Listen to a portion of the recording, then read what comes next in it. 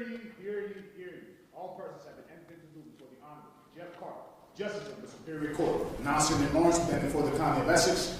Draw near, give your attendance, and you shall be heard. God save the Commonwealth of Massachusetts, this most honorable court. The court is now open. Please be seated. Good morning, Your Honor. May I call the case? Yes. This is March 23rd, 2026, Courtroom 2, Lawrence Superior Court. The Honorable Justice Jeff Carr presiding. Calling the criminal matter of Commonwealth versus Kelsey Fitzsimmons, 2025, 77 CR 311, scheduled today for jury waived trial. Could counsel please identify themselves for the record? Good morning, Your Honor. James Gubertosi on behalf of the Commonwealth. Good morning. Good morning, Your Honor. Maureen Moriarty, also for the Commonwealth. Good morning. Good morning, Your Honor. Martha Coakley for defendant Kelsey Fitzsimmons. Good morning. Good morning, Your Honor. Timothy Bradle for Kelsey Fitzsimmons, and with me is my paralegal, Courtney, which I thank you for allowing her to be at counsel table, Yes. and my client, Ms. Kelsey Fitzsimmons. Good morning, and good morning, Ms. Fitzsimmons. You may have a seat. Folks, before we formally start the trial, I just want to tell our media members and our audience a couple things. First, you probably all know that I issued an order early this morning about what is expected of our audience members and our media here in the courtroom. And I'd like to just emphasize 4 aspects of it. First, I've ordered that people attending the trial may not display any words or images on their clothing or elsewhere that advocate for or against either side. And the reason why I've done that is I'd like this courtroom to remain as neutral and impartial as possible. All right, so don't take offense at that, just cover up. Second, consistent with our rules of the Supreme Judicial Court, I'm allowing authorized members of the media to use a total of 3 cameras, 2 video cameras, so to speak, and a still camera. And my understanding is that the content will be shared among the media. Next, other than these 3 cameras, no one else is allowed to use a cell phone, camera, or any electronic device to photograph, record, or transmit any aspect of these proceedings while inside this courtroom, or while listening remotely via the court's live audio feed without prior court approval. And fourth, no one at all, including our members of the media, may photograph or video anyone or anything at any location inside this courthouse other than this courtroom pursuant to the rules. So, in other words, out in the hallway and other public areas of the courthouse, do not photograph anyone, videotape, etc., or any of the places. You should treat any orders or requests of our court officers as if they're coming from me or came from me. Everyone should at this time check their cell phones, make sure they're on silent mode, and finally, just remember, this is a courtroom. I'd like you folks to be as silent as possible, and I'd like you to do that even during recesses. There's business going on in this courthouse, so if you can please, at recess, try to keep your voices down. That would be terrific. All right. Now, counsel, just wanted to go over a couple of procedural things, expectations, I guess. So with a few exceptions, I think I mentioned this at the last hearing, with a few exceptions other than a pre-charge, I'd like to treat this trial as I would a jury trial. So in other words, using the same process, which would include openings, closings, obviously, but also a charge conference before I deliberate. If you folks have pre-marked exhibits, I thank you for that. Anytime you do that, that's great. It speeds things up. I'd like to have an opportunity to quickly look at the exhibit before it's either displayed in open court or handed to the witness, just so I can familiarize myself. Don't assume I've seen anything, because I haven't. Let's try to keep our sidebars to a minimum if we can. I'd like to have Ms. Fitzsimmons at each sidebar. Would be great. And also you should know that at the end of the trial, after I deliberate, I intend to announce a public verdict. I intend to explain my reasons for the verdict. I intend to have a transcript of my reasons generated and filed in our public record. All right? With that, any preliminary matters that you folks want to go over? No? I have some preliminary matters. Okay, oh, and you know what, and there's, one of them may be paper, there was a motion for review, and I don't know if I still have it, but paper 88 maybe? Yeah. Okay, so on the motion for review, I'm going to take no action for now. I want to hear the evidence. I want to see the evidence. The Commonwealth didn't request one. I don't know if the Commonwealth will be objecting, but let me just see as the evidence comes in and whether I think it's necessary. All right. That's exactly my suggestion. That's Okay. what I was going to say, Your Honor. So that's fine. Thank you. Okay, and what else, Mr. Brado? Yes, Your Honor. The sequestration order. Yes. It's my understanding that there's several folks in here that are on the witness list, and there's also something I took note of, which is that there's several close family members of witnesses in the room that will be under the temptation to speak with their loved ones about what's going on in here. So I would ask the court to issue a order in open court to those people. You don't need to single anyone out, of course, but I'd ask the court to specifically address the notion that you cannot be a conduit to a witness and deliver information to them, even though you're not on the witness list. You're here and you're advised that you may not do so.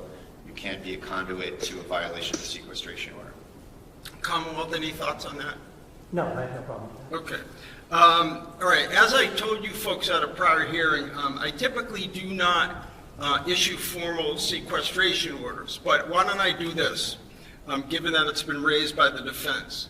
I'll let the folks know, folks that are here and maybe folks that are listening remotely as well, that if you are on the witness list and you've been told that you may end up being called to testify, you should know that I have issued what's called the sequestration order. And what's most, I guess, pertinent for you to know is that you may not discuss any of your testimony or any testimony that you hear in court from another witness with anyone else on the witness list at all right?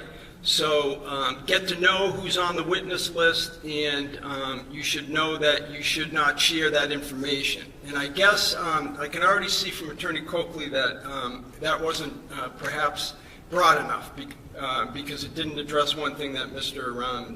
Brado heard. So all persons watching and listening to this trial should not share the testimony that they hear or see with folks that are on the witness list, folks that may be expected to be called as witnesses. Is that sufficient, Mr. Brado? Thank you, Your Honor. All right, and that is an order that I've entered, okay? Please obey it. Anything else, Mr. Brado? Your Honor, there's one issue that I'd like to put on the record regarding important statements that we don't have. And I will say that we're not requesting a continuance for it because we need to get this trial done. However, we've been trying to get some statements from the North Andover Police Department. And they're this. There was an outside agency that was employed called CIC that was run by Attorney Daniel Bennett.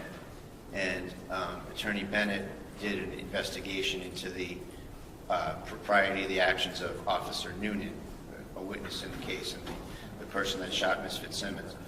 And we have a 80-something page report from them that has all sorts of excerpts of verbatim statements from several of the witnesses that are going to be called.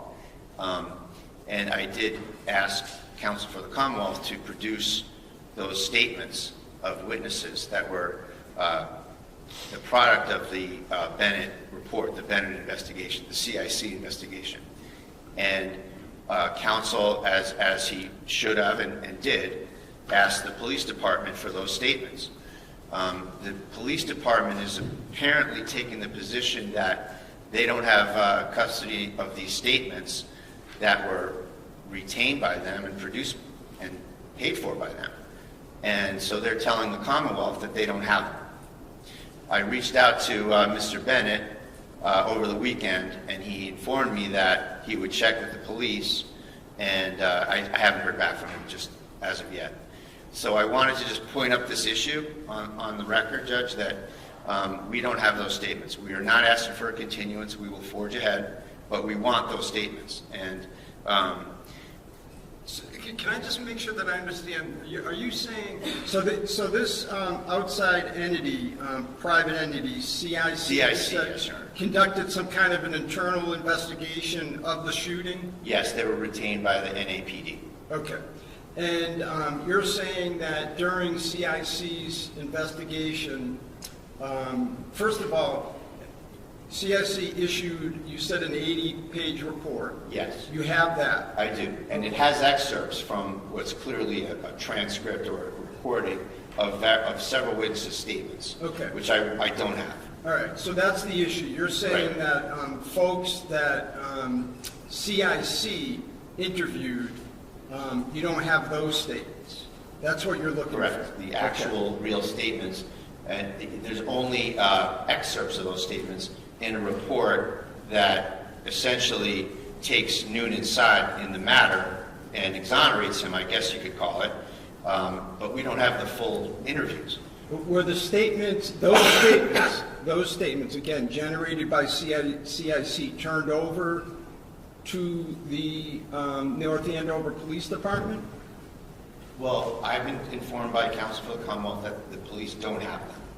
Okay. And, I don't think that's an adequate answer that he's getting from the police, because they bought the statements. They own the statements. Well, they have custody and control of the statements.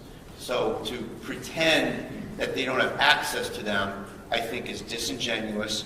It prejudices us, and it is something that needs to be remedied by the court if it's not handled by the end of the day. All right. So, Mr. Bradle, you said, so what is it exactly that you're requesting me to do?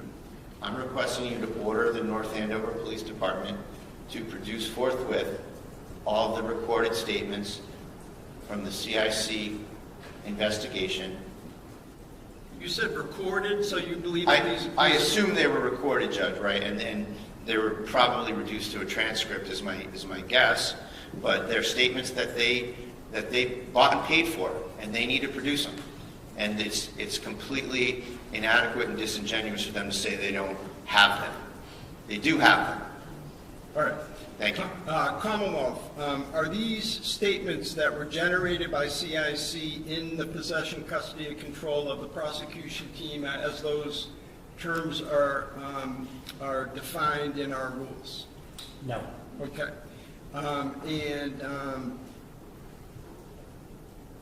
right. So at this point, Mr.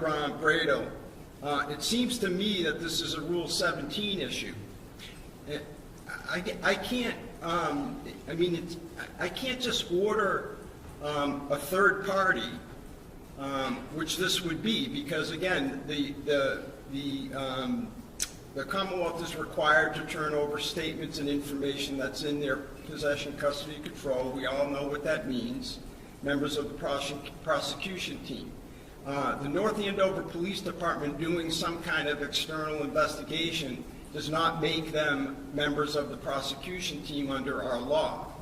So for you to get those, you would need to follow the Rule 17 requirements. It just seems to me, Judge, that the chief of police, who retains and controls the investigation, he was literally present at the scene of this incident. He's a part of the prosecution team. And so he's the one that controls the report. And for him to put on blinders and say, oh, we don't have that, No, that's not the standard, is do you have it or not? The standard is it in your possession, custody, or control? And it is. And so he was literally at the scene. So he's the guy who's the decision maker. So I don't see how this is a third-party issue. It's really just something that is so germane to the right to a fair trial that the police department in the very case, and the guy that makes the decision is the one who is a recipient witness, is saying, putting on both hats, and now he's saying, oh, administratively, oh, I don't have that. When were you provided the 80-page report? When was it produced? I don't recall, Judge. At some point in discovery, I don't. When was it produced? Not like last week or anything. Months ago. Months ago?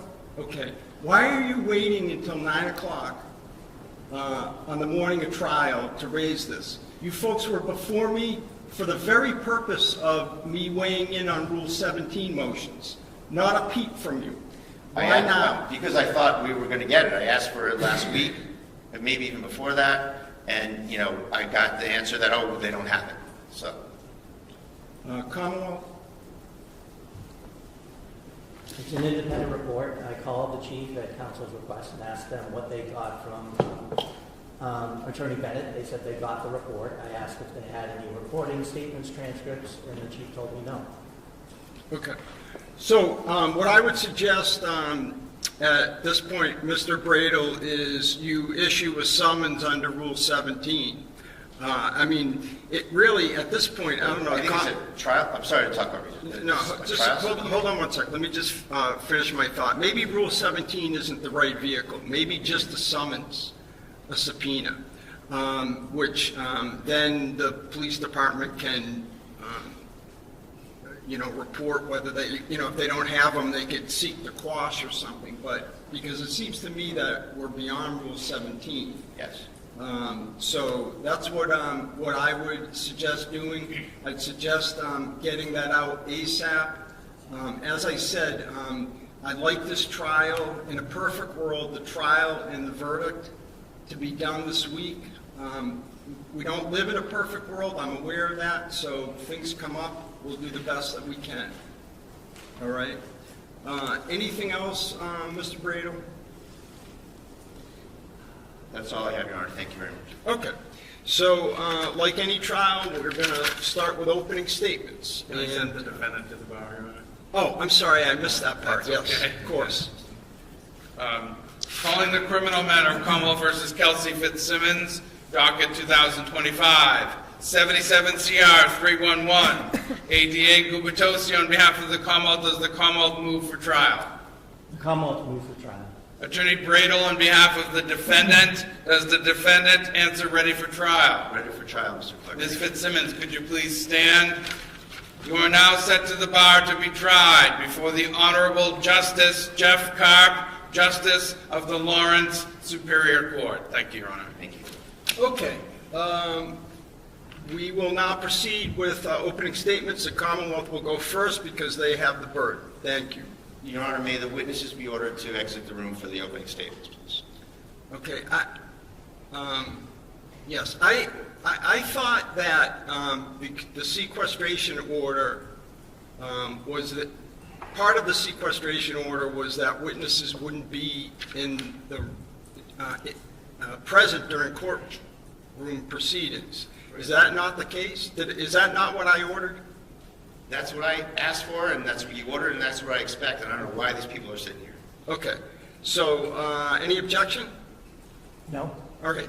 So, members of the audience, if you are on the witness list, if you have been told that you've been identified as a possible witness at this trial, you must leave the courtroom. And remember my order about what I called a sequestration order. Thank you very much. There may come a time where I need to make exceptions to that rule, counsel, and you'll let me know when those exceptions are needed. Thank you.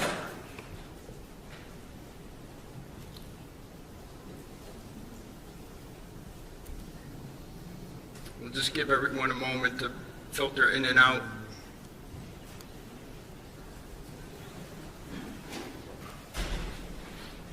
Thank you, Your Honor. Mr. Bradle, are you content? Do you want to take a Yes. look around? I believe More, that. more people came in, so. Yes, no, I know those folks, that's no problem.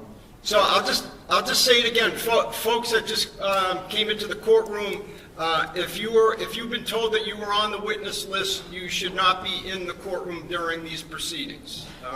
All right? Unless you're told otherwise. All right, thank you. With that, Commonwealth, I'll hear from you.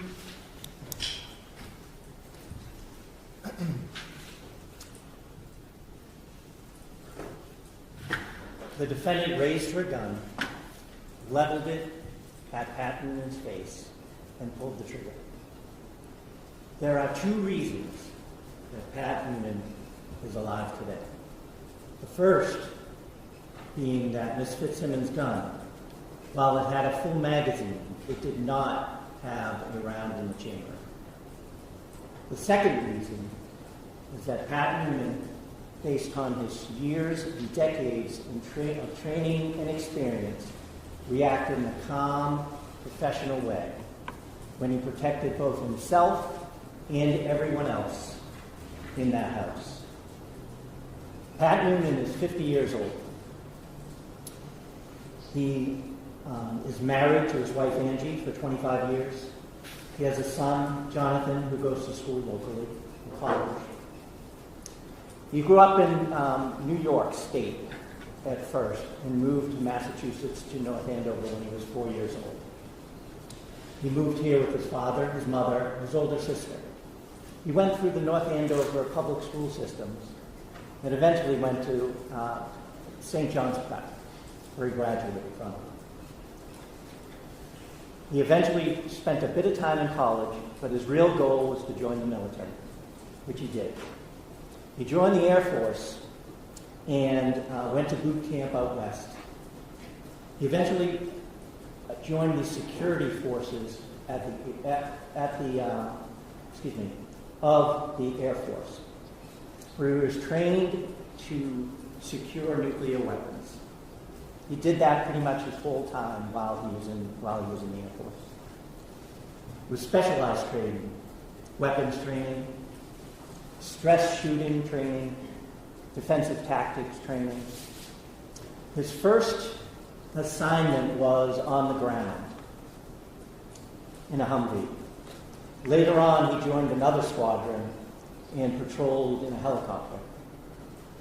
He was honorably discharged from the Air Force, and he came back to North Andover. There, he worked security, armed security, at the Seabrook nuclear power plant. All the while, his goal being become a police officer, which he eventually did in North Andover. He worked in the North Andover police for years.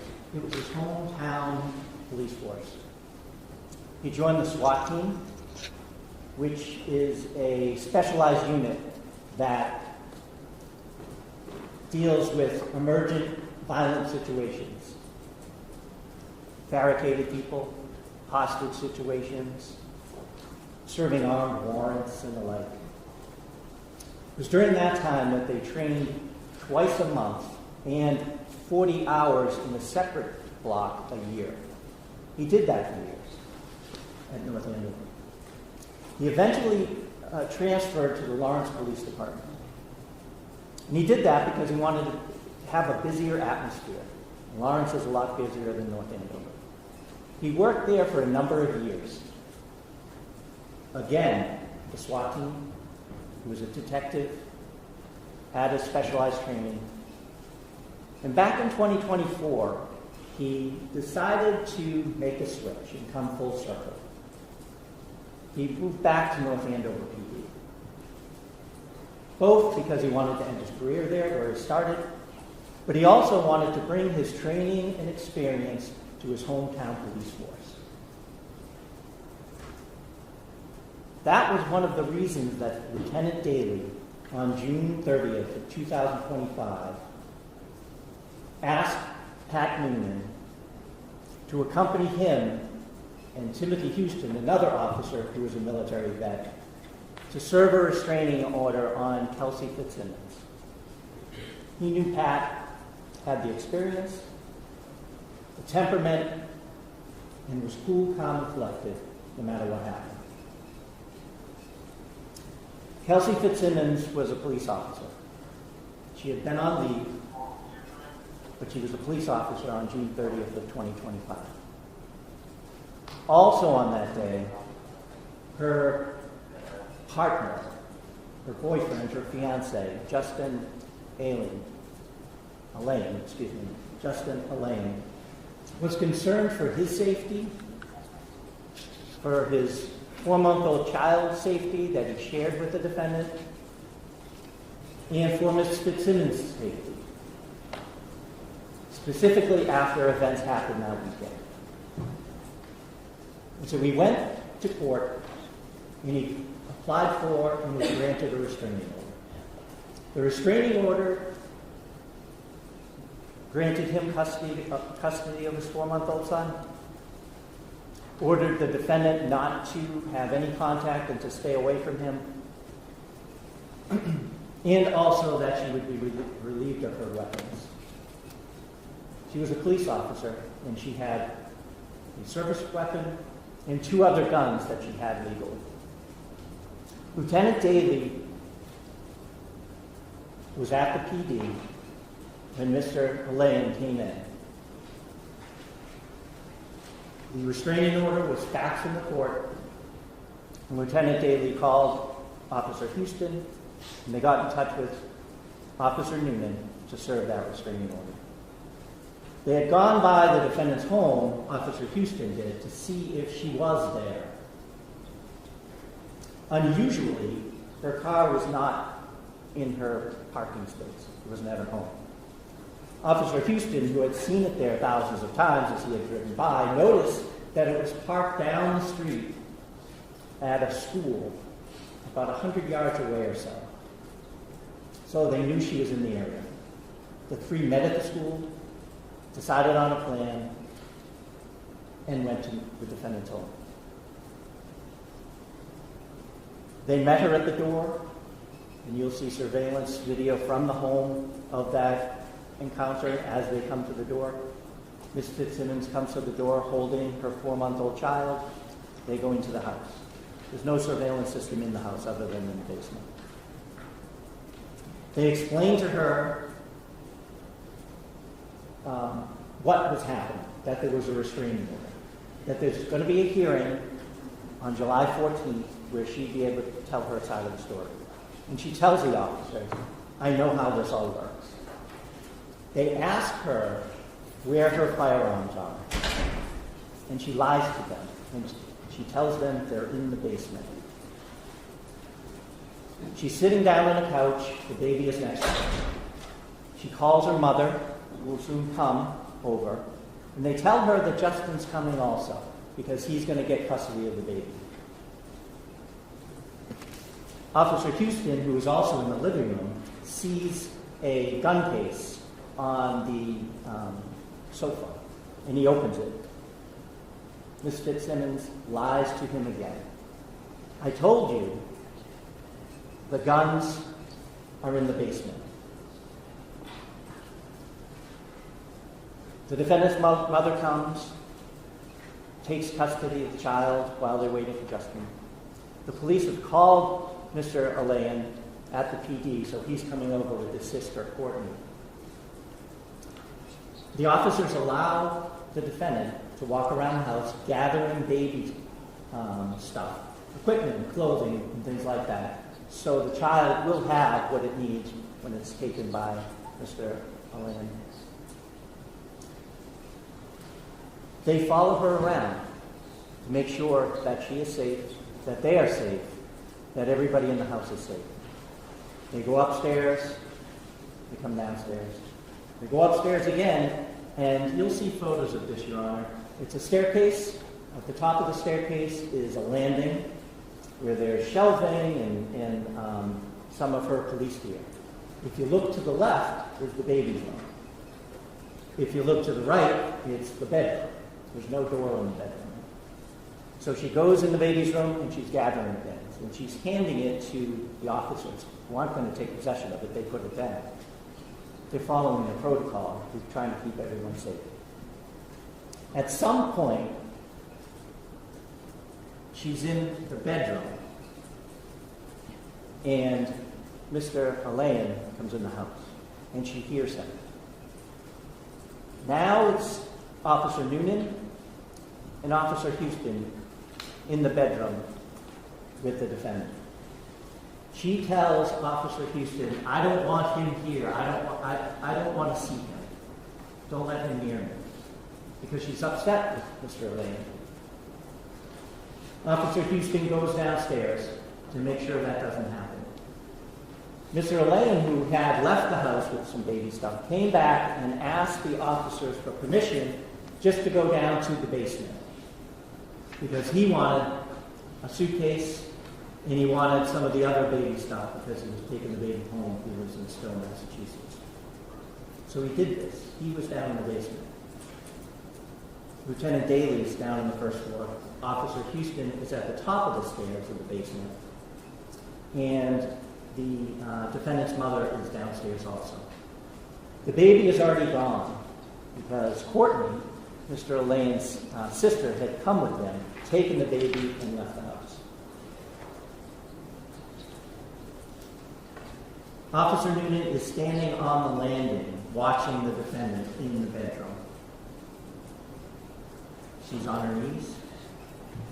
She's gathering things. He notices at some point that her demeanor changes. She gets upset. At that point, she lunges to her right, forward and to her right. And he can't see what she grabs, but she grabs a firearm. It turns out to be her service weapon. She comes back. She raises it. Before Officer Noonan can do anything, she pulls the trigger as it's leveled at his face, and it goes click. I'm sorry. It goes click, excuse me. It does not fire. Officer Noonan takes out his gun, is yelling at her at this point. Kelsey, don't do it. Drop it. Kelsey, don't do it. She is stepping backwards now. The gun hadn't fired, and so she was doing what the officers will describe to you as a tack rack. She has the gun in her hand. She bangs the magazine and attempts to rack it. She's unsuccessful the first time. Officer Noonan is still telling her, pleading with her, trying to de-escalate it. Kelsey, don't do it. She does it again, racks around. As she's picking up the gun, raising the gun, Officer Noonan fires. He fires twice. She is now moving. He misses and then strikes her. She immediately goes down. Lieutenant Daly runs up. Officer Houston runs up. And they treat her. They call for an ambulance in the fire department, and she's eventually taken to the hospital. The gun that she used on Officer Noonan was underneath her. Lieutenant Daly grabs it, puts it on the bed. Officer Noonan, still focused on procedure and what to do, picks it up and moves it farther away from her so it's not a threat. That is eventually collected by Officer Poor, who shows up later. The credible evidence in this case, the only credible evidence in this case, I would suggest to you, Your Honor, will be that Kelsey Fitzsimmons raised the gun and pointed it at Officer Noonan. She pulled the trigger when she did this. The credible evidence in this case, Your Honor, will prove beyond a reasonable doubt that the defendant was guilty. Thank you. Mr. Brandon, would you like to make an opening statement at this time? I would, Your Honor. Thank you. And feel free to stay there, or you can go to the podium, whatever you're more comfortable with. Thank you, Your Honor.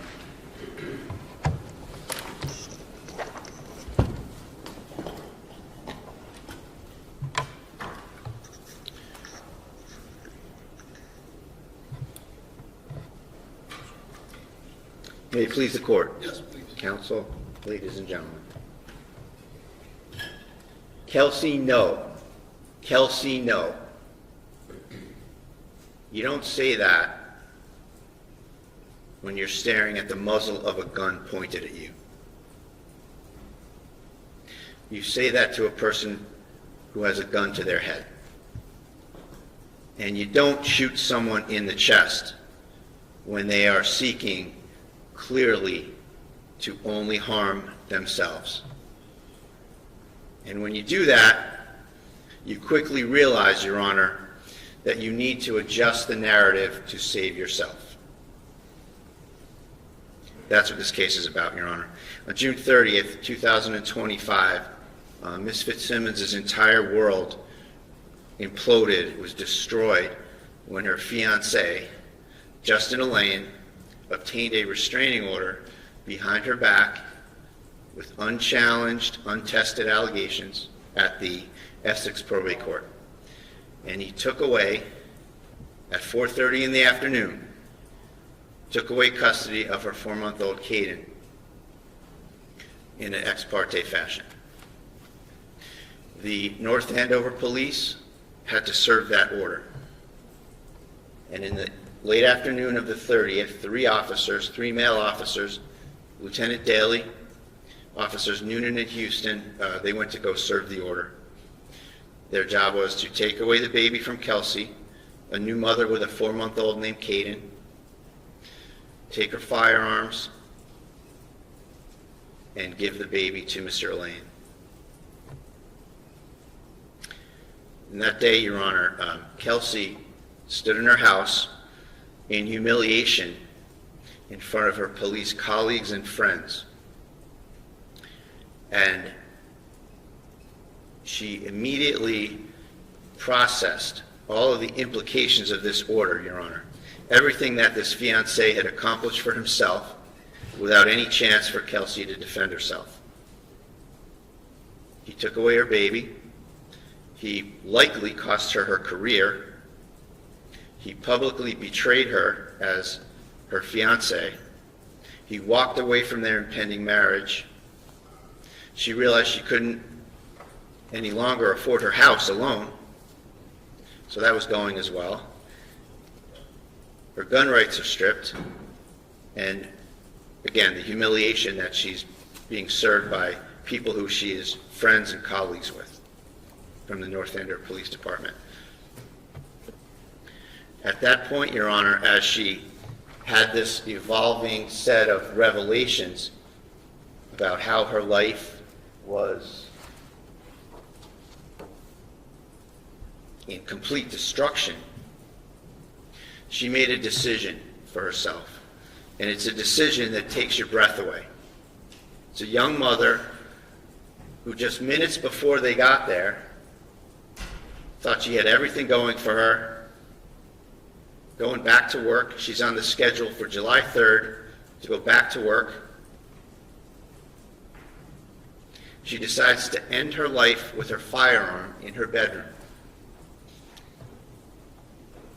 She knows her firearm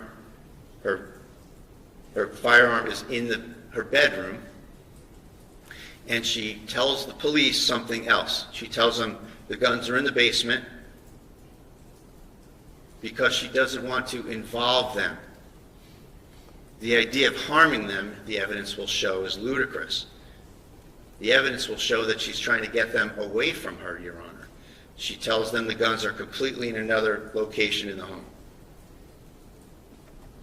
She's told that she needs to pack a bag for the person that's taking her baby away.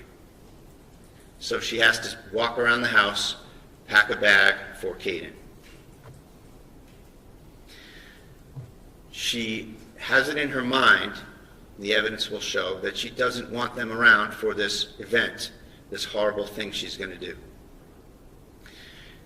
She goes upstairs to pack the bag, Your Honor. Officers Houston and Noonan accompany her upstairs. She keeps, several times, she gives them items to have them go back downstairs with. She hands them baby seats and clothes and books and thereabouts and says, take these downstairs, please. You'll see that evidence, and as a fact finder, you will see that that's evidence of her state of mind, that she has no desire to harm any of her colleagues and friends. She's got no motive, she's got no reason to, and her actions are completely inconsistent with that. She's trying to get rid of them so she can have a minute in her room, not to do things that every young mother might want to do, but to get her gun and kill herself because her life's over in her mind. So at that point, Your Honor, her apparently what was later learned to be her mom comes in the house, and she's understandably upset. She's saying, how can you take away a baby from their mother? That's when Houston goes downstairs. So part one is accomplished, that Houston is downstairs. Houston's a friend. Houston was invited to her wedding. He goes downstairs. Noonan is still upstairs on the landing. You'll see from all the visual evidence, Judge, it's a stairway that goes up the small landing. Kelsey's bedroom's on the right, the baby's room's on the left. It's a pretty simple layout. Noonan stays up there. At this point, Kelsey makes it from the baby's room where she got some stuff across the landing to her bedroom, and she's in her bedroom when the I don't want to say disturbance, but when Mrs. Page, her mom, gets here. What we later learn is that she gets here, and Houston goes downstairs. Noonan, in a moment after Houston went downstairs, Noonan starts to go downstairs, and that was Kelsey's moment. Why? Because she wanted to do this herself, and she didn't want to involve Noonan. I told you about Houston. Noonan, she had been on extremely difficult calls with. She considered him a friend. She knew he had a wife and a child. Zero motive, the evidence will show, for her to ever want to harm this gentleman. She's alone in the room. Noonan's down the stairs. She reaches into the corner and picks up one of her handguns. She'll tell you that she is acutely aware as a police officer that she doesn't want them involved. She doesn't want them to be a part of this in any way. She keeps the gun close to her stomach area and walks over to an open spot in the room. She raises the gun to her head. Noonan is not even back in the room yet, Your Honor. So I don't want you as the fact finder to be looking for evidence that, well, maybe she swung it in his direction when he was coming in. Maybe she was pointing it at him at some quick transient time. That's not the case at all, Your Honor. That will not be the evidence. The evidence will be that Ms. Fitzsimmons had the gun to her temple, and then Noonan walks in, and he sees someone who is exhibiting only harm to herself and to no other.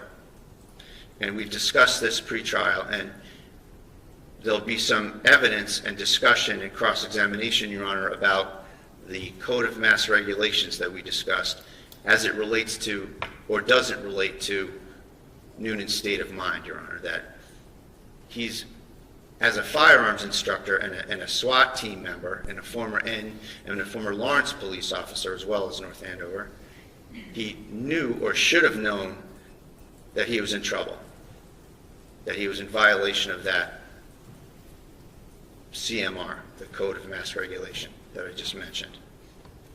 And he knows he has to adjust the narrative, Your Honor.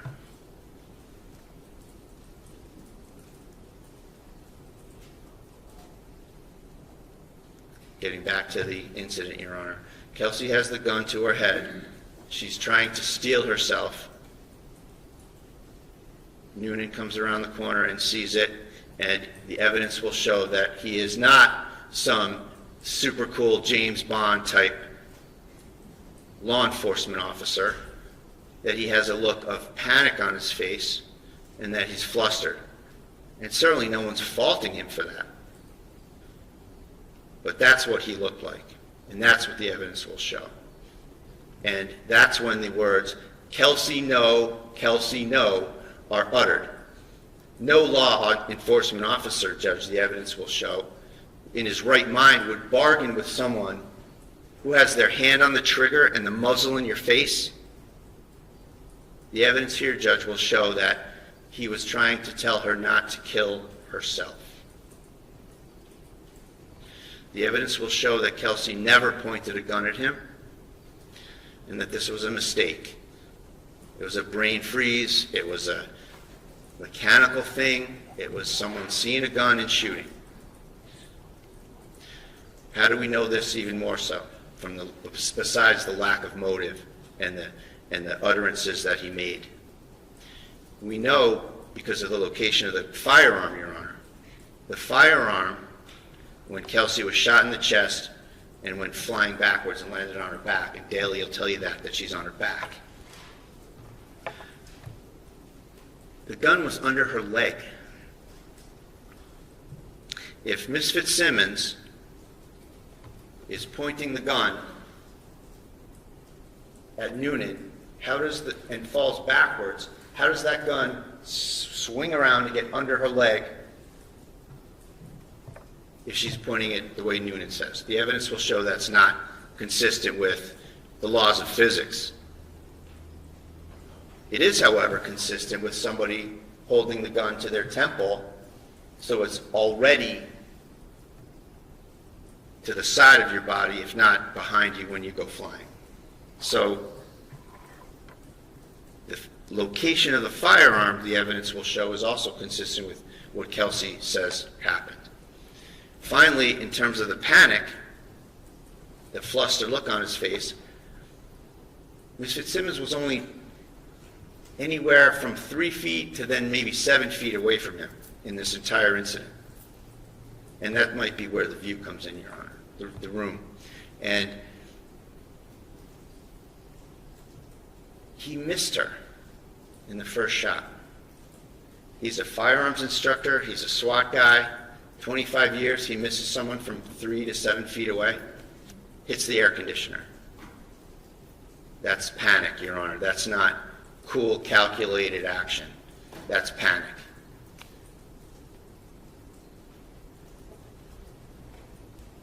So Daly comes in. He goes over to Kelsey. He administers first aid. He rolls her to her side, sees the gun under her leg, behind her and under her. Your Honor is going to be the fact finder.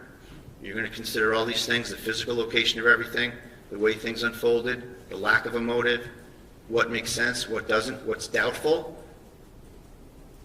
Anything that's doubtful is obviously not consistent with what the Commonwealth wants to have happen here. It's consistent with maintaining her presumption of innocence. Only 2 people were in that room. There were no body cameras. The police never interviewed Kelsey Fitzsimmons. They circled the wagons immediately, right at the scene. You'll see everybody treating Noonan like he's the victim. They circled the wagons immediately around Noonan. And everybody wants to defend Noonan in this situation. And no one even took a minute to think about whether Kelsey may have a different take on things, may have something different to say. Why? Why did they ignore Kelsey and circle around Noonan? Probably millions of reasons for the town. Millions of reasons. Ms. Fitzsimmons will tell you, Judge, she served orders herself. She served restraining orders. She's a delivery person. No one's going to be going after a police officer, no less someone that she knows, cares for, and has made repeated actions to get them out of the room. She will tell you, with some indignation, I suspect, that she would never point a firearm at a fellow law enforcement officer. So for all these reasons, Judge, as the fact finder, I request, I ask you, and I trust you to well and truly try the case, and I am confident that after the evidence is in, Your Honor will find Ms. Fitzsimmons not guilty. Thank you. All right, Commonwealth, you ready to proceed? Sean Daly, please. Sean Daly.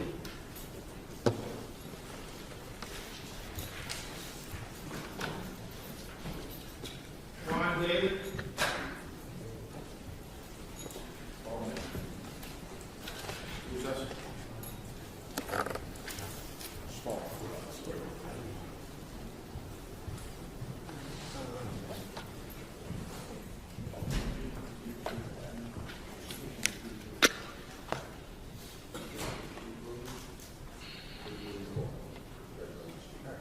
So first things first, why don't you swear the witness? We may need to swear the witness in the Thank you. Could you raise your right hand? Do you solemnly swear that the testimony you're about to give in this cause now and hearing shall be the truth, the whole truth, and nothing but the truth, so help you God? I did. Thank you. Good morning, sir. How are you this morning? Excellent. Good. Folks, can you, I just need to speak with our assistant chief for a moment.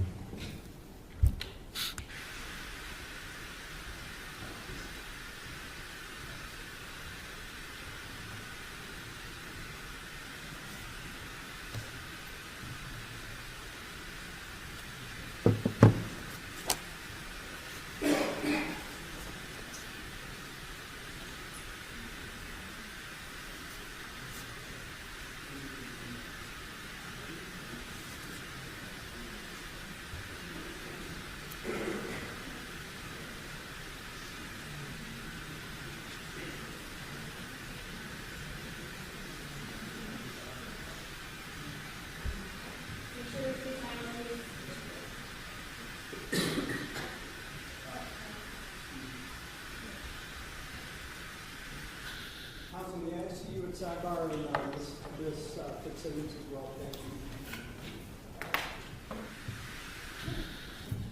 All right, folks in our audience, folks that are listening on our live feed, it's come to my attention, and I'm not accusing anyone of anything because we're all making our way through this trial and trying to figure out the rules of the trial. My understanding is that these proceedings are being so-called live streamed, and obviously, or maybe not obvious, we also have a public phone line open that's court sanctioned that is broadcasting the audio of the trial. I want folks to know that those folks that are on the witness list may not watch the live stream, listen to the live stream, or listen to our court-sanctioned open telephone line of any of the court proceedings. The whole point of removing those folks from the courtroom is so that their testimony will be their own testimony, their own memory, and not that of other witnesses. All right, so I've instructed both sides to tell the folks that are here on their side of the witness list that they are not to watch the live stream, listen to the live stream while it is going on, listen to our open phone line. That also means that at the end of the day today, they're also, until they testify, they're also not to listen or watch any rebroadcast of those things.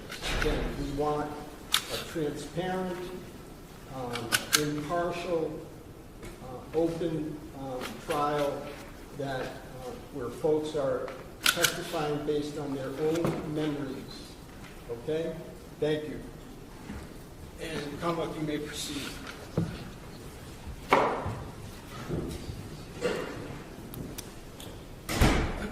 Sir, in a loud, clear voice, can you please introduce yourself? Spell your first name and your last name. My name's Sean Daly, Sean Daley.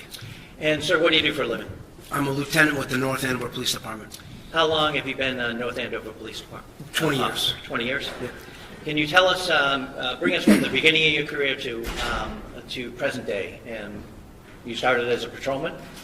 Yes, I started in 2003. I attended the police academy in 2003 with Boston College. I worked there till 2007. I was hired as a reserve in North Andover in 2005, so I was doing both jobs at that point in time. And then I left BC when I got the full-time job in North Andover. Okay, can you take us to your career path at North Andover? Yep. I was on patrol for maybe 6 months, and then I filled in as the SRO at the school for about a year and a half. Then I was in detectives for about 9 years, 7.5 or so, I was assigned to a drug task force with the Drug Enforcement Administration. I got promoted to sergeant in 2016, and then lieutenant 2 years ago. So what is your role as a lieutenant now? I oversee the early night shift, the 4 to 12 shift. 4 to 12 shift, okay. Now I'm going to turn your attention to June 30th of last year. Were you working on that day? I was. Okay. And at some point after your shift started, did you find yourself in the lobby? Yes. Okay. And did you meet anybody there? Yes. Okay. Can you tell us about that? Justin Ayalian and his sister came into the station, into the lobby. He had a copy of his restraining order. Okay. And did you know who he was in connection to the North Andover Police Department? Yes. Who was that?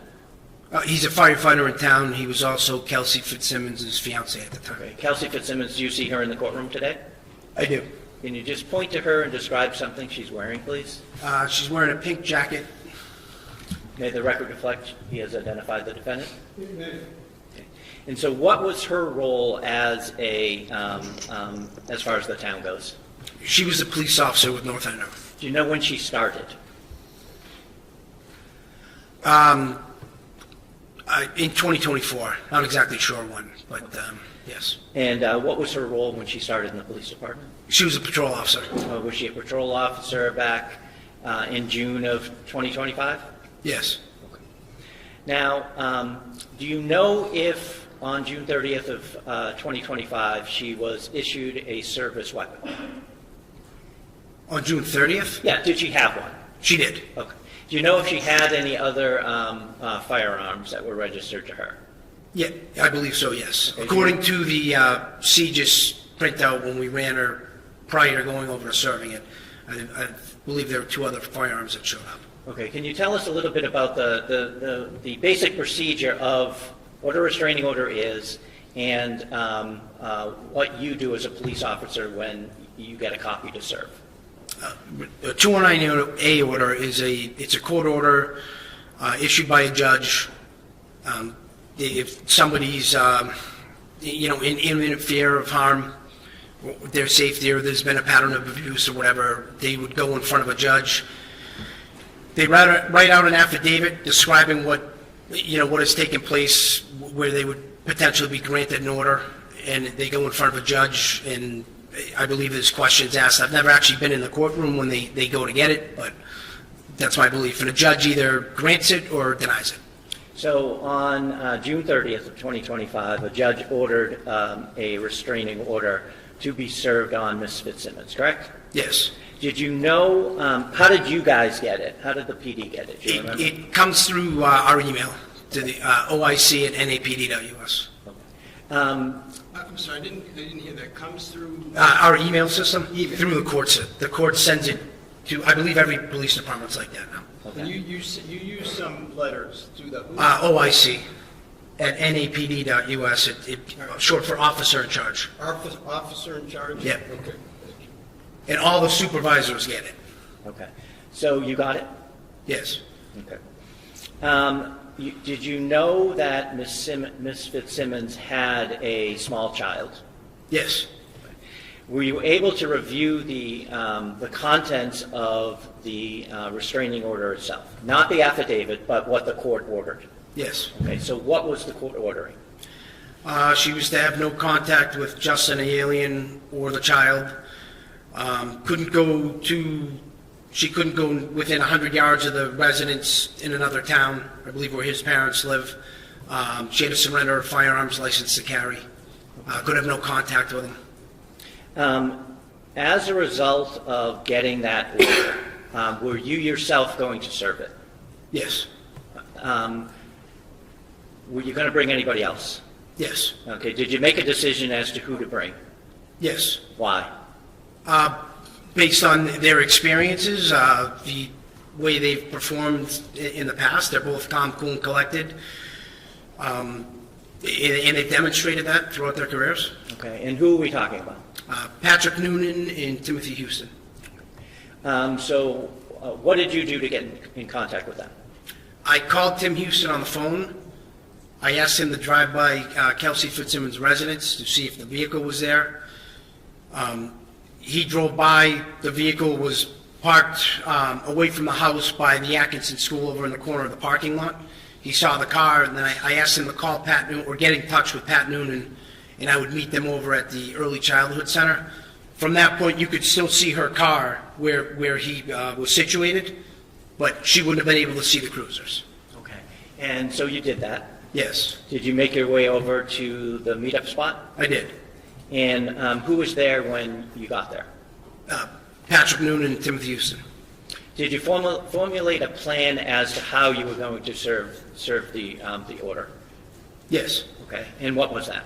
So I explained the order to both of them, let them know exactly what we were there to do, explained that we had to deal with the custody of the child, or the exchange also, and that she had firearms in the house, we were going to have to seize those.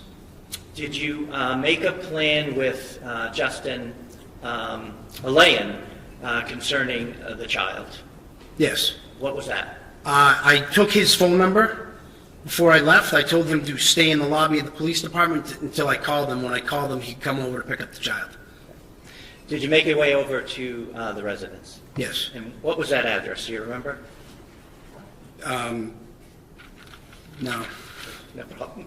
How did you get there? It's Phillips Brooks Road. I'm not sure of the number. Was it 125 maybe? That sounds familiar, yes.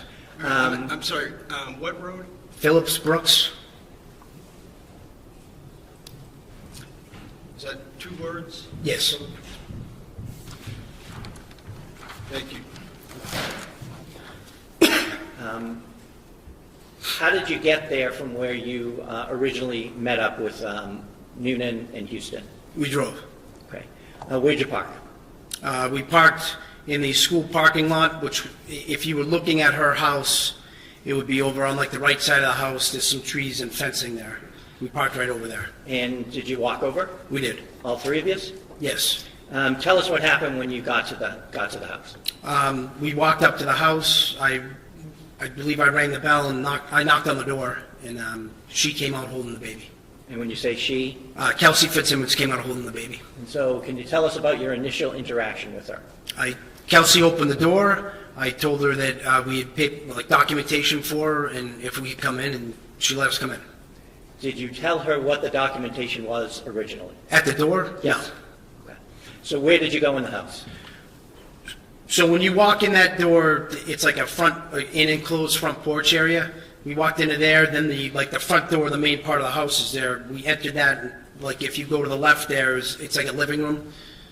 We went into that room. Okay. Did you direct her to go anywhere when you got into that room? Yes. So I asked her to put the baby in. There was like a little bouncy rocker next to the couch, and I asked her to have a seat on the couch. Why did you ask her to put the child down? Justin had told us that he had concerns. Justin, the alien, told us that he had concerns that she would potentially harm the baby, us, or anyone else. I didn't want her to do anything or be able to do anything with the child.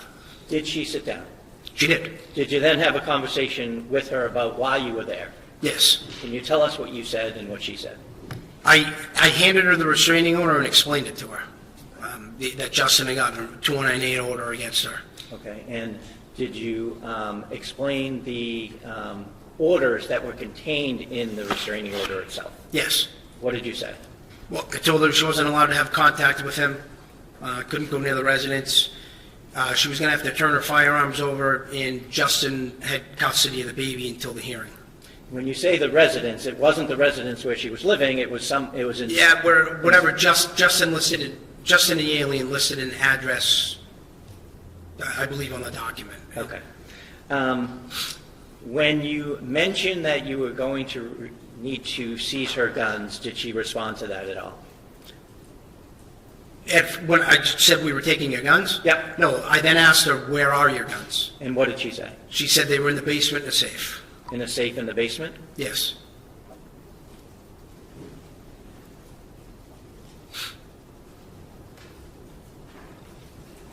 Did you say anything about a return court date that she would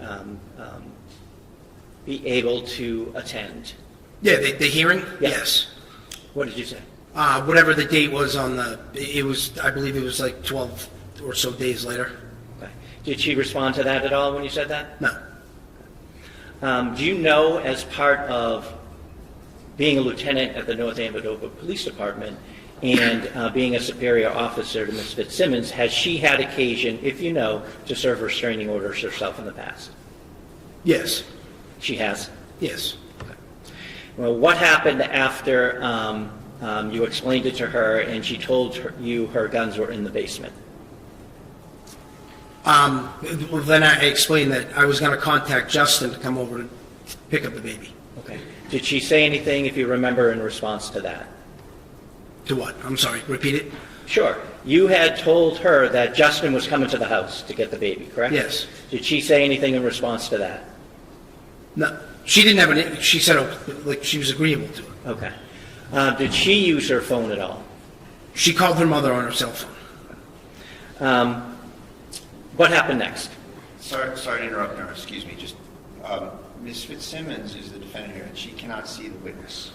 Oh. Can she kind of move her over here, Judge? Yeah, absolutely, yeah. I want her to be able to see. Yeah, of course, no, absolutely. You can move,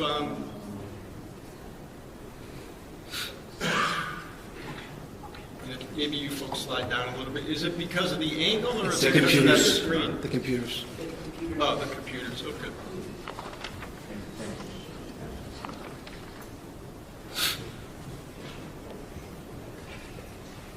So, Ms. Fitzsimmons, it's important that you and all counsel are able to see everything, okay? Thank you. Can you see? Yes, I can. Your Honor, I can't. Can't see, yeah. You may have to sit 2 rows back there. I don't think that there's much that we can do about it.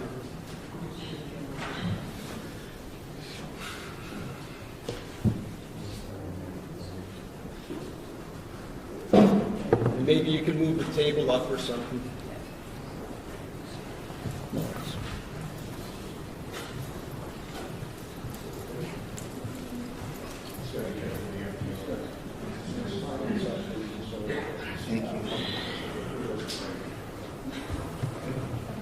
Thank you.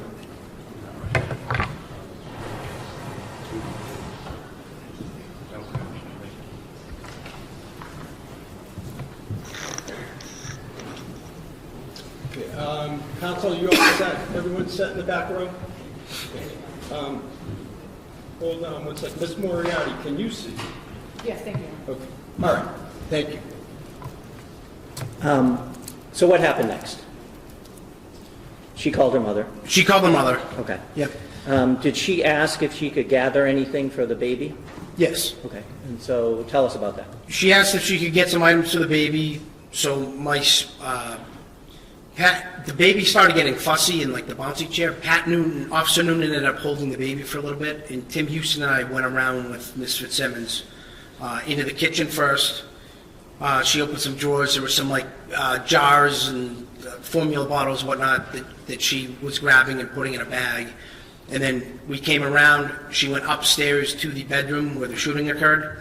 I was with her.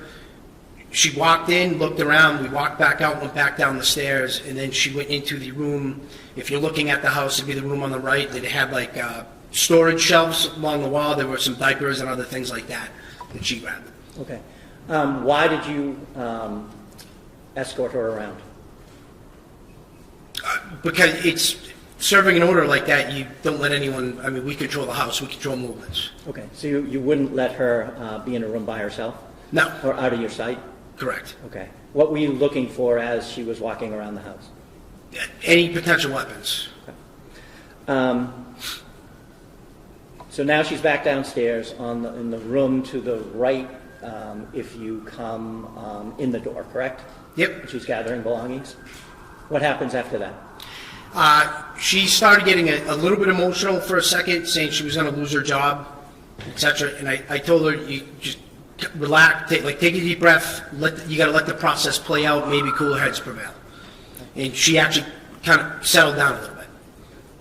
So what happened after you had that conversation? I called Justin to come to the house, and her mother showed up right around that point. Who had the baby when her mother showed up? Do you remember? Officer Houston had the baby when her mother showed up. Was there a handoff at that point? When her mother showed up? Yep. Yeah, the mother took the baby from Officer Houston. Okay. So what happened next? Her and her mother were in the family room.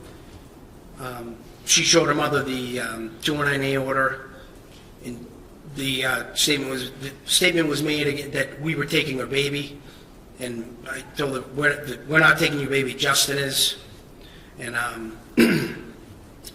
she ended up going back upstairs with Officer Noonan and Officer Houston. Okay, and you stayed downstairs? I did. Okay. At some point, did Mr. Elaine arrive? Yes. Okay. Can you tell us about that? So Mr. Elaine arrived with his sister. They came in the house, and Kelsey was upstairs in the bedroom with Officer Noonan and Officer Houston.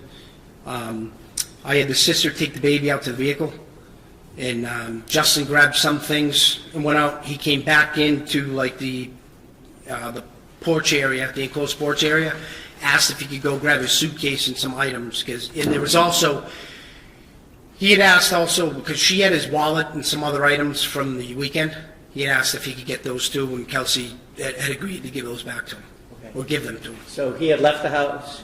The sister, excuse me. Do you know her name to be Courtney? Alien? Yes, Elaine, excuse me. And she took the baby outside. yes. Justin went out initially, but then came back and asked permission to come back in the house? He went out carrying some items, and then he came back up and asked if he could retrieve some things, Okay. including a suitcase in the basement. Okay. And did he go down the basement? He did. Okay. After he went down in the basement, who was upstairs? Both Officer Houston, Officer Noonan, and Kelsey Fitzsimmons. Okay. At some point, did Officer Houston come down? He did. And where did he go? Do you remember? Officer Houston came down the stairs and told me that Ms. Fitzsimmons didn't want Justin in the house, so I told him to go around to the basement to basically hold him there, because we didn't want them interacting. So Officer Houston was going to hold Justin and the alien at the door over there, which is around the backside off the kitchen. And Okay. And Officer Noonan is still upstairs overseeing the defendant? yes, What happened next? maybe a minute later, I'm down in the family room with Kelsey's mother and the child. They're over by the couch. She's holding the baby. I'm standing right basically on the wall of where if you pivot around the stairs would be to go upstairs, and the front door opens kind of funny. So I was just standing there waiting, and then I heard Officer Noonan. Was the baby still in the house, or did the I'm sorry, the baby was gone at that point. The baby was Yes. gone at that point. Okay, so how close are you So to...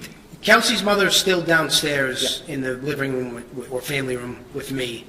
She's over by the couch, and I was standing by the wall. By the wall near the... Closest to the staircase to go up the stairs. Okay, did you ever hear Officer Noonan or anybody else start to come down the stairs at all? After Officer Houston came down? Yes. No. What happened next? What happened, I heard Officer Noonan call out in like a loud authoritative voice, "Kelsey, don't do it, Kelsey." Okay, and what happened after? Hold on one sec, so I can catch up, please.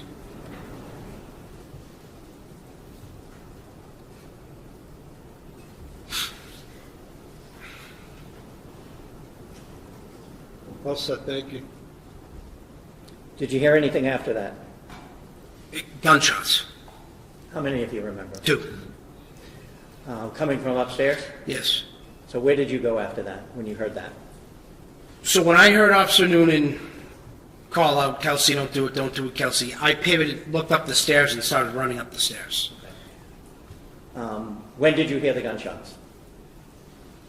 While I was moving up the stairs. Officer Noonan, was he at the top of the landing? He was at the top of the landing in the frame of basically standing at the frame of the bedroom door. Okay. What did you do when you got to the top of the stairs? I looked in the room. And what did you see? Miss Fitzsimmons was laying down. She was on the floor. If you look at the room, she was from the doorway. She was on the opposite side of the room, head closest to the wall, feet closest to us. And she appeared to be injured? Yes. So what did you do as a result of that? I immediately went into the room, got up there. When I got up to her, I could see the gun was, she had a firearm down by her left leg. So I picked the gun up, put it on the bed. I'm between her and the bed, and then we started dealing with it, like rendering it. Where was Officer Noonan at this point? In the bedroom. Did you have your gun out? No. Did he have his gun out? Yes. Okay. Do you know what happened to the gun on the bed?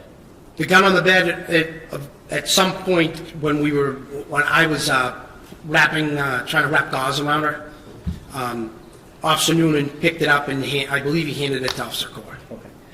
Sorry, Officer who? Noonan handed it to Officer Core, C-O-R-R. Did you, can you describe the injuries that you saw? Yeah, so she had a gunshot wound to her chest, or lower, between the abdomen and the chest, like right below like the breastplate. And when I rolled her over to her side, I could see in the back it would appear to be an exit wound. Were the other first responders called? Yes. Who called them, do you remember? I got on the radio basically pretty fast saying that we had shots fired, female down, and we need medics or something to that effect. And I believe other people also were on the air. Was the defendant saying anything when you got in the room? When I got into the room originally, when she's on the ground? Yes. Yeah, she kept saying, "I'm sorry and I want to die."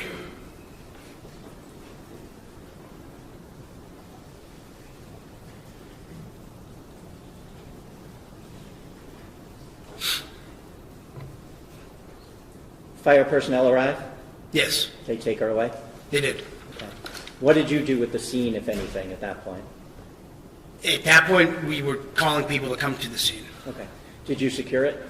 Yeah. What happened with the gun, if you know, what happened with the gun that Ms. Fitzsimmons had next to her when you walked into the room? Do you know where that ended up? Yeah, so if you came up the stairs, at the top of the stairs, there was some shelving with some police equipment. There was a gun safe on the floor right there. And Officer Core made the weapon safe, put it in the gun safe, and basically stood over it till he was relieved.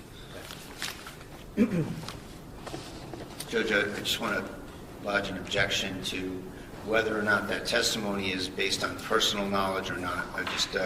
I don't want the witnesses testifying to, things that they've learned in the investigation.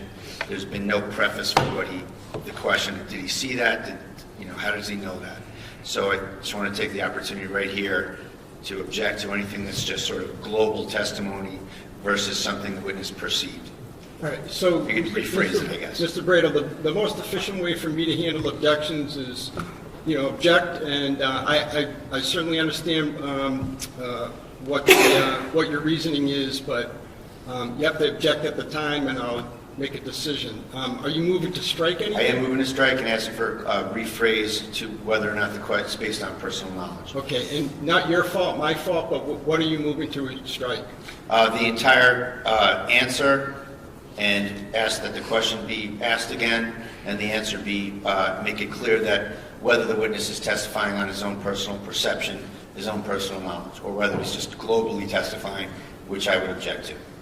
All right, so are you talking about the testimony related to the securing of the scene? What Core did, yes, Your Honor. What Core What did? Officer Core did, correct. Mr. Gubitosi?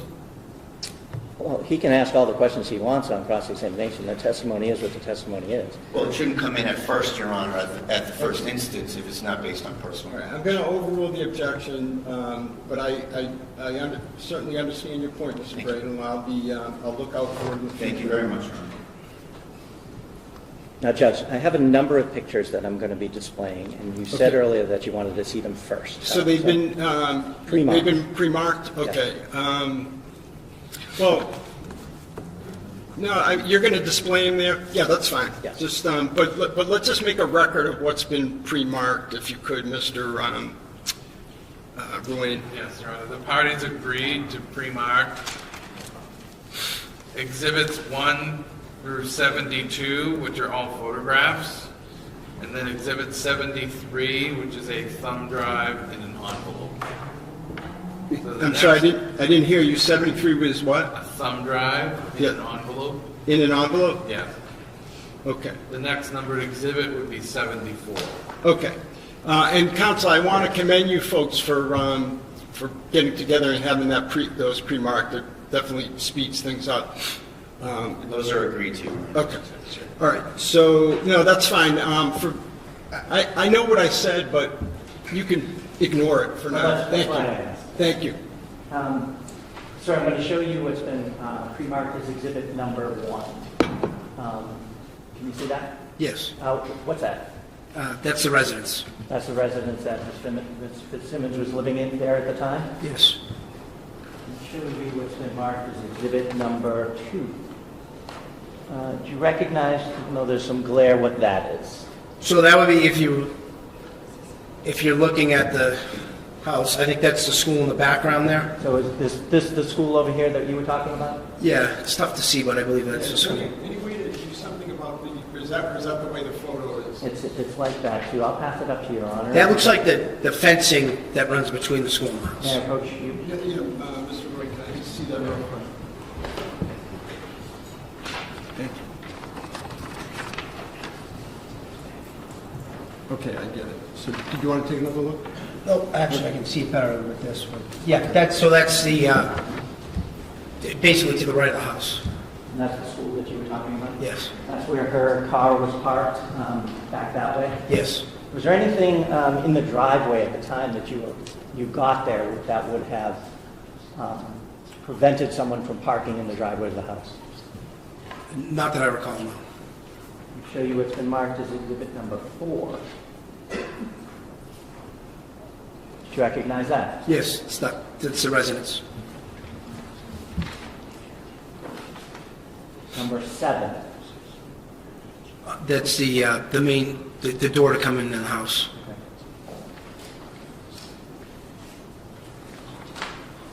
Number 8. That's the Same. stairs going up? Yeah, stairs in, yeah. I'm sorry, can I see Exhibit 8? There was some glare, and it's just difficult. Thank you, Mr. Roy.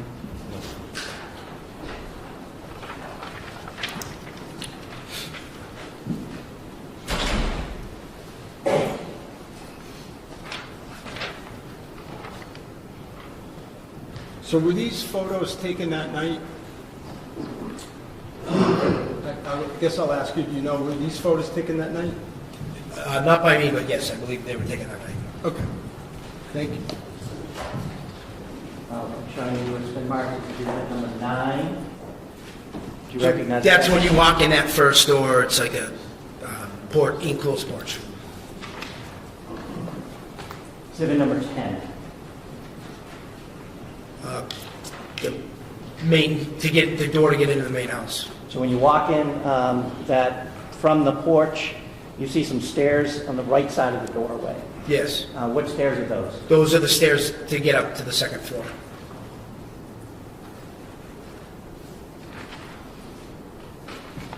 I'll show you exhibit number 13. You recognize what that is? Yes, that's the living room. So as you walk in the front door that we were just looking at, to the left? Yes. Okay. Do you see where Ms. Fitzsimmons was sitting when you asked her to take a seat when you first got in there? Yeah, so where that blanket, the red and black checkered blanket is on the couch, she was just to the left of it. So right here? Can I, let me just excuse for one moment. Can you folks in the back row see the photos?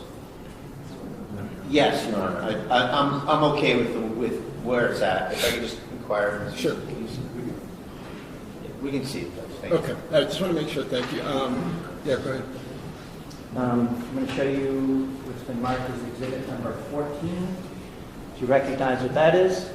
Same room. This is a different angle. Yep.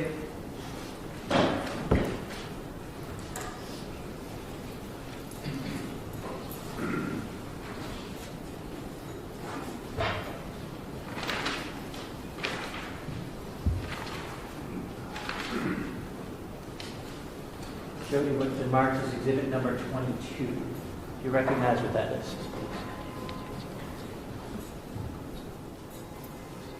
Is that if you walk into the living room and you take a right, there's another room there that then leads to the kitchen? Does that make sense? Or? Yes. Yeah.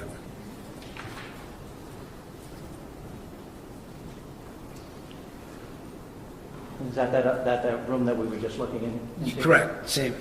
I'm sorry, what number was that you I'm just? sorry, that's 23. Thank you. Showing you it's been previously marked as exhibit number 25. Do you recognize what that is? That is the kitchen. Okay. So right now we've started going in the front door, gone to the left through 2 rooms. Now this is the kitchen. Yep. Yes.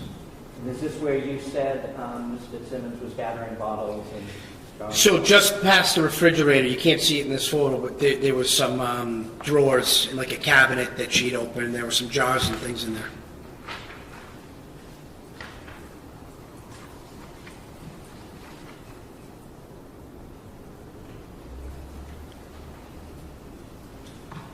Do you recognize what that is?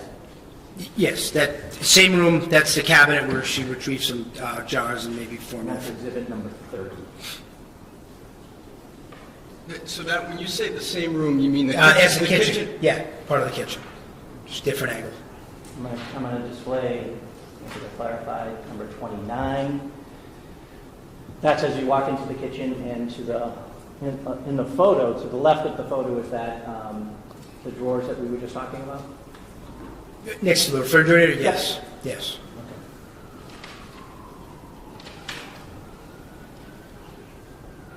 Do you recognize what that is in exhibit number 31?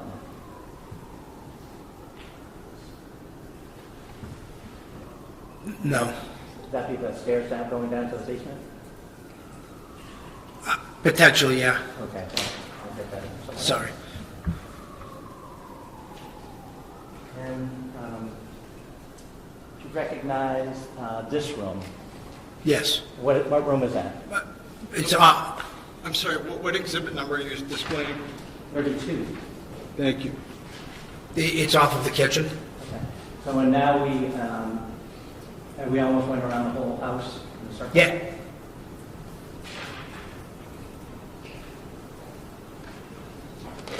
Now I'm showing you what's marked as exhibit number 33. You recognize what that is? Yes. Okay, what is that? That'd be a photo from the bottom of the staircase looking into the room where we were at first. Okay, so the picture taker would have just walked through exhibit number 32, that last room, and came full circle? Yes.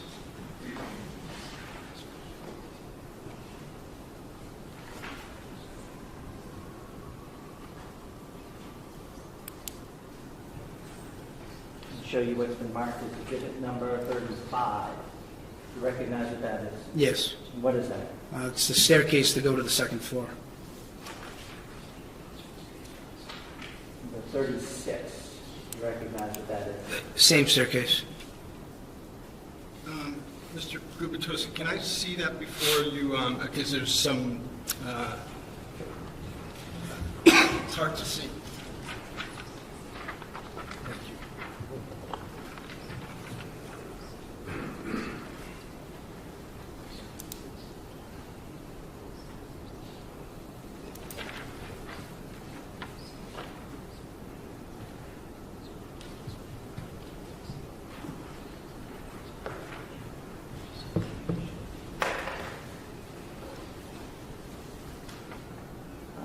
Exhibit 37, can you describe what we're seeing there? That's if you were at the top of the stairs, looking straight on. And Pierre said there's a room to the right. Which room would that be? That's the bedroom where the shooting occurred. Exhibit number 38. That's a photo from the top of the stairs also. Okay, that's you see a room on the left side of the photo. Is that what we call the baby's room? Yes.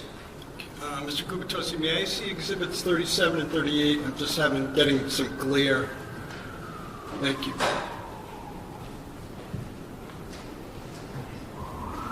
Thank you.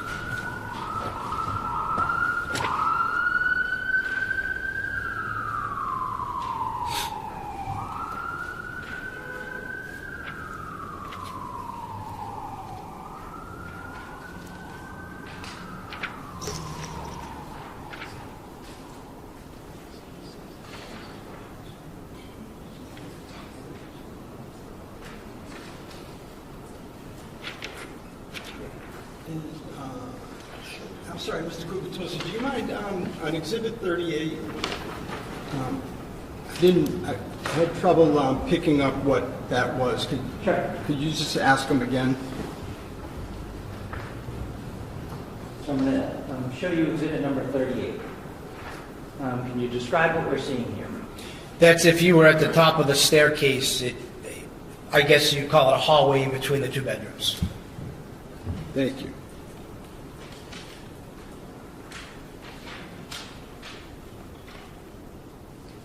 Exhibit number 40. That's the baby's room.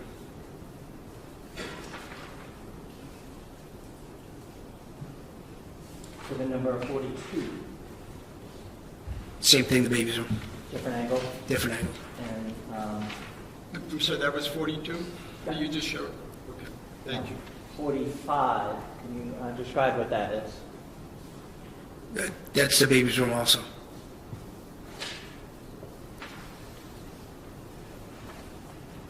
Exhibit number 46. You recognize what that is? Is that the baby's room looking out the door towards the landing? Yes.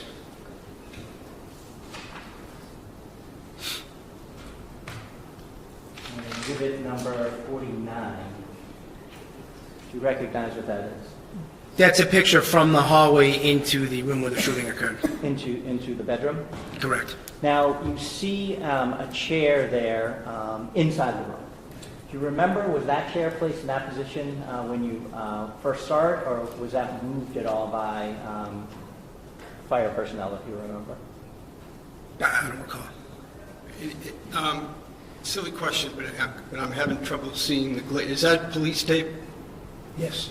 Okay. I'm just having trouble seeing it too. Maybe if we could just angle that this Sure. way just a little bit. It's hard to see it. Sure, no, you folks should see everything. That's fine, thank you. And can you still see? Yes. Okay. Exhibit number 50. It's a photo of the bedroom from the doorway. Exhibit number 51. Same, it's a photo of the bedroom from a different angle.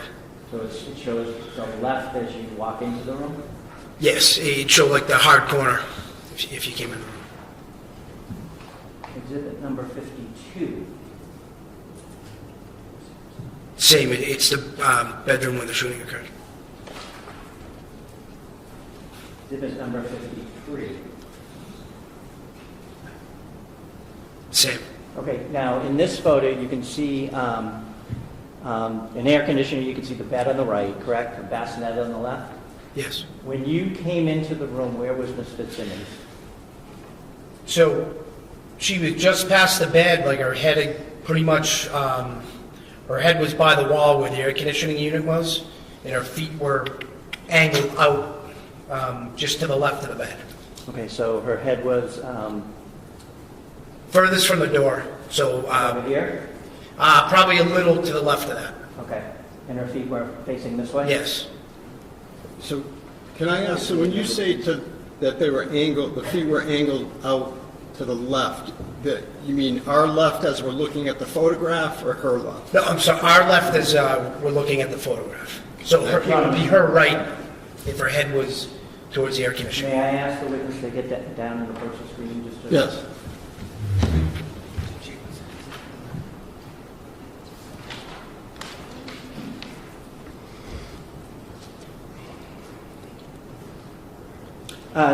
Could you just describe the positioning of Ms. Fitzsimmons when you first walked into the room? Yep, she's basically here. Like if my hand was her body and it was kind of laid like this, her head was right over in here, and her feet were over here. And where was the gun?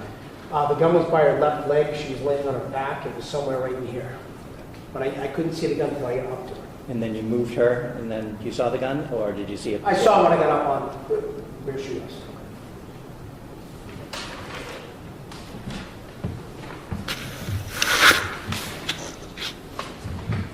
Show you what's been marked as exhibit number 55. Do you recognize what that is? Yes. It's the bed, same bedroom, and that's the area she was laying in. Right, it'd be like the bottom of the screen, Okay. or the bottom of the photo. That's the opposite side of the bed. Yes.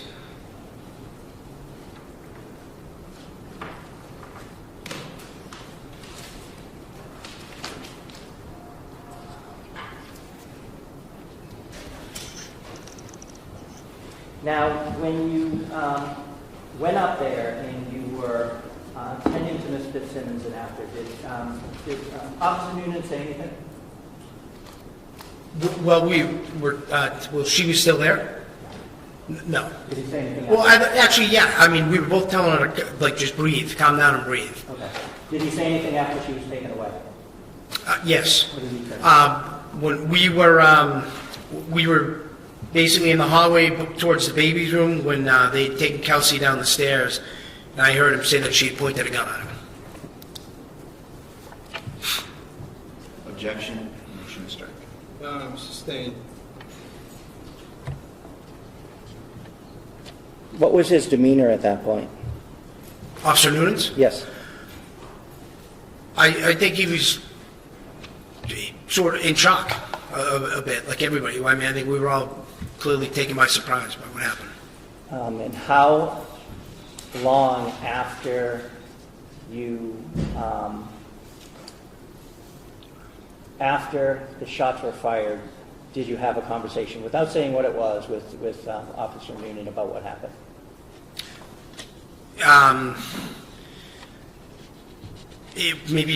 Maybe 5 minutes, just based on however long it took the the medical staff to get her packaged up to get her to a hospital. Your Honor, I would ask for a ruling on an excited utterance at this point. An excited utterance from Officer Noonan? Yes. And Officer Noonan's going to testify? Yes. And counsel? I would object, Your Honor. All right. Well, I think I need more of a foundation, but if it qualifies, I'll... Now, you stated it was about five minutes after you heard the gunshots, right? That you had a conversation with him, that he said something to you, correct? Yes. In the meantime, you both had been tending to her wounds, true? Yes. And you said he was, seemed to be in shock, which is different than he normally was when you talked to him at the station. Yeah, definitely. And how so? I think, like everybody else, I think he was overwhelmed in a little bit, trying to process what just happened, or bewildered. Sustained. As to what, like everyone else, I just need to know what the officer appeared to you. What his demeanor, what was his emotional state, etc. I wouldn't say, he wasn't emotional, he appeared shaken a bit. I'd redo my request, Your Honor. Lack of foundation.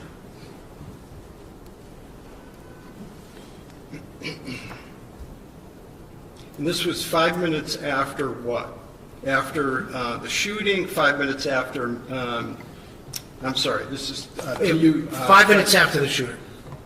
So how long did it take for the fire department to remove Ms. Fitzsimmons? I'm guessing around 5 minutes. It may have been quicker. Fire department was there that quickly? The fire department was there very quickly. Yes. All right. I'll tell you what. This sounds like seems like a good time to take a break, our morning break. So, and I will rule on the objection when we get back. All right. So we will stand in recess, say, for 15 minutes. Will that work for everyone? Thank you. Okay. All right. Thank you. All rise, please.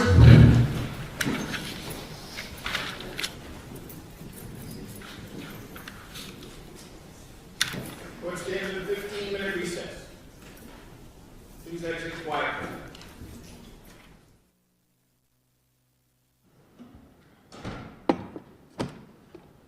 Court's back in session. Please proceed. Your Honor, we're back on the record on the Kelsey Fitzsimmons matter. All counsel and the defendant are heard. All right, so we left off, and the Commonwealth seeks to admit a statement made by Officer Noonan at the scene as a spontaneous utterance. The defense has objected. Does either side want to be heard more? I would, Judge. Please. I would like to hear it. So the government wants to have it both ways here. You know, they want you to think that this guy is cool, calm, and collected, you know, and then they want to get some statements in a completely different aspect. So, you know, statements that are excited utterances are, you know, they can't be made after there's been time for reflection, you know, and time for possible fabrication. And here it's 5 minutes goes by, and, you know, this is not, you know, I know probably all of us attorneys in this room, and Your Honor certainly, are used to thinking about excited utterances maybe in a little more of a liberal fashion with like a domestic violence victim, someone who is completely upset and the upset continues. You know, they've gone on record saying how professional and cool and calculated this guy is. So that plus the 5 minutes, plus the time for fabrication here, plus the motive for fabrication, I think makes it fatal to the government's efforts, and I think you should deny it. Anything in addition, Kamala? Your Honor, the declarant himself need not be excited. It is the fact of the matter that the declarant is still under the stress of the exciting event. And the court should consider the factors such as whether it's made in the same location as the precipitating event, temporal proximity, age, spontaneity, and degree of excitement. Your Honor, the Commonwealth is not claiming that, you know, Officer Noonan was in shambles after the shooting. Certainly not, but he was still under the pressure of the event. It was within minutes. It was in the same location.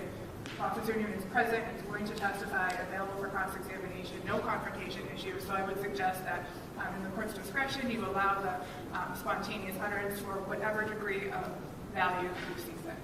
Okay. So the last thing, just if I may respond, is sorry. It's just that, you know, this is the exact time you would fabricate when your colleagues are starting to form opinions about what happened. It's the exact incentive. It's the exact time to fabricate. Thank you. Okay. All right. I think Attorney Moriarty was referring to the factors in Commonwealth versus Baldwin. At least I think that's a more recent case that has them, which is at 476 Mass. 476 Mass 1041 at page 1042, a 2017 case. So I can say that a lot of the factors, you're right, do gravitate towards admission, them being admissible, but I am going to sustain the objection. This will be somewhat of a double negative, but I'm strike that. I am unable to find by a preponderance of the evidence that the statement was not the product of reflective thought. So the objection is sustained. All right, you may continue, Mr. Gubitosi. Thank you. Just one other question.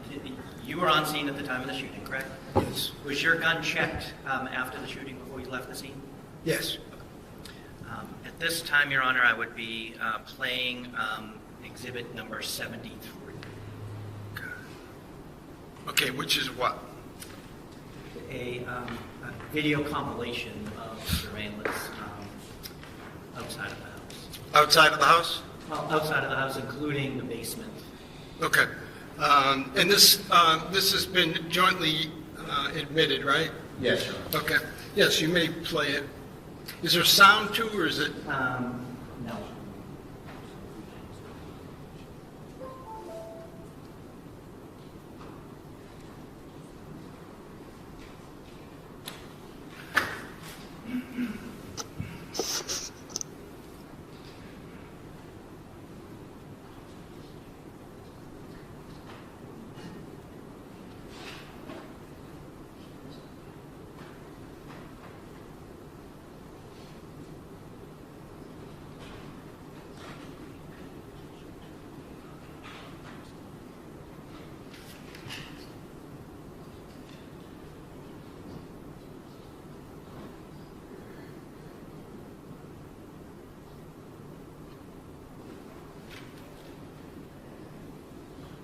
Can you folks in the back row see all right?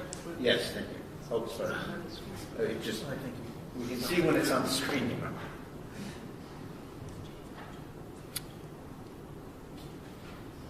That's okay.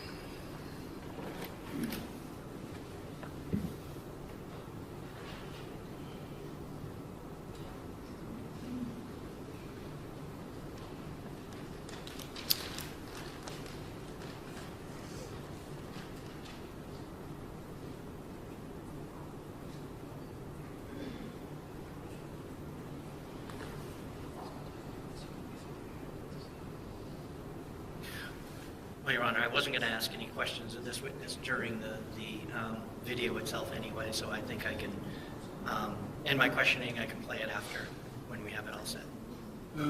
Okay. Well, Mr. Wayne, you think you can just in a couple minutes, or you're not sure? I'm not sure. Okay. All right. All right. So, yeah, why don't we maybe try to fix it at the lunch break? Would that work? Would that work for the Commonwealth? Sure.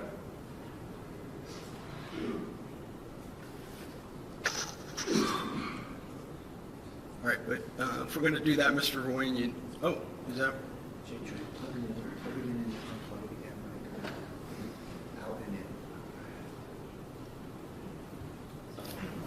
That's okay. I have IT here. I can have them come up at the break. Okay, that's fine. Thank you.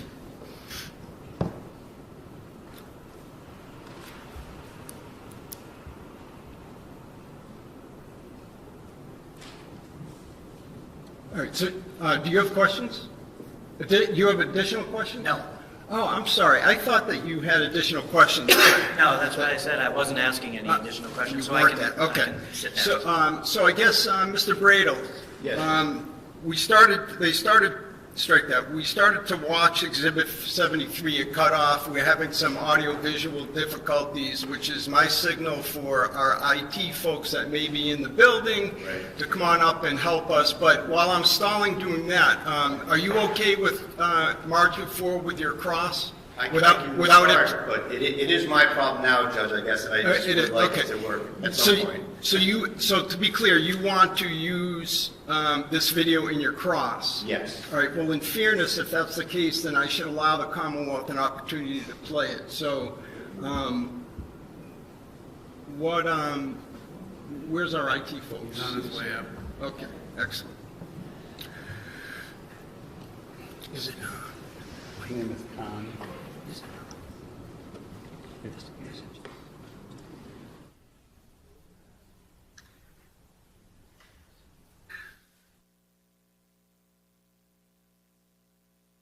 know what, while we're doing that, can I see counsel at sidebar?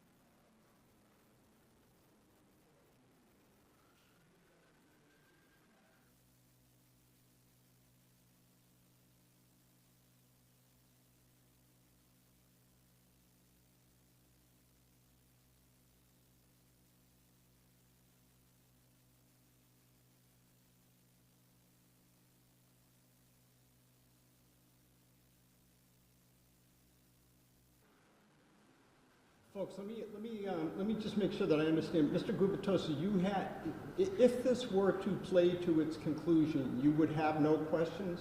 Correct. Correct, okay.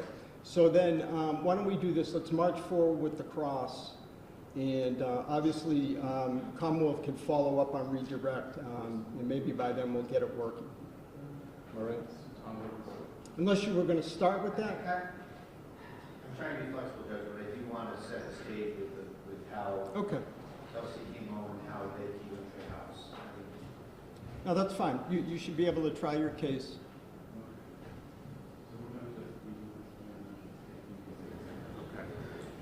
Judge, just an idea is we have the actual DVR from the house, and so we have the same stuff. We may be able to play it from ours. Yeah, that was things. Actually, it's even better. We do have their compilation that we Okay. can play from here, maybe. Right, you have the exhibit, you're just putting it in a Right. different computer. Okay, maybe we can do that. Is that right? Can you just confirm that that's right? That Yes. It's the same exhibit? Okay. Yes, Judge. It's what we received. All right. So, let's see if we can get it moving, and if We so... have it on a thumb drive here.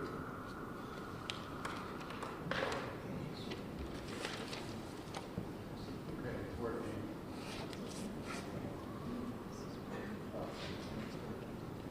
All right, so why don't we So do we can this? use that. Let's start from the top. Can you just replay, just start it from the beginning?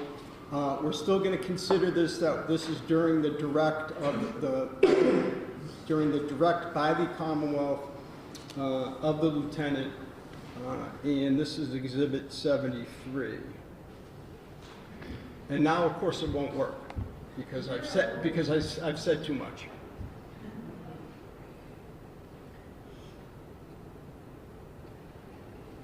Okay, thank you.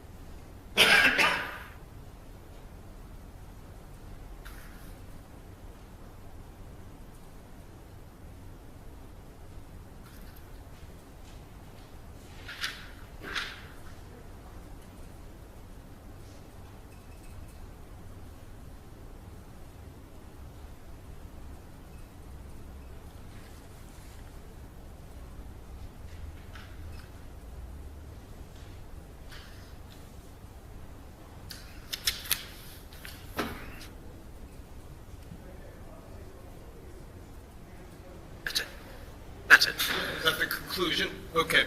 And, all right, so we've ended Exhibit 73. The Commonwealth has no further questions on direct at this time? Okay. All right, so cross-examination. Thank you.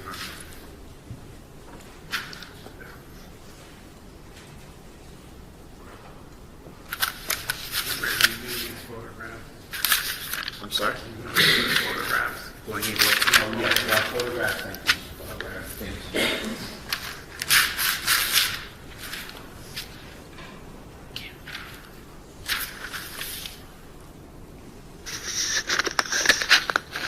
Lieutenant Daly, good afternoon, or good, That's all right, I just need to be able to see Mr. Brado.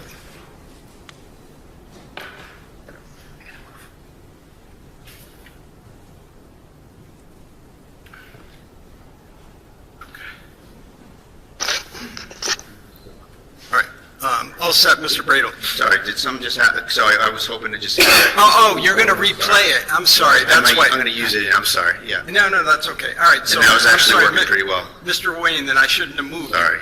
No. So do what you need to do. Okay, you ready?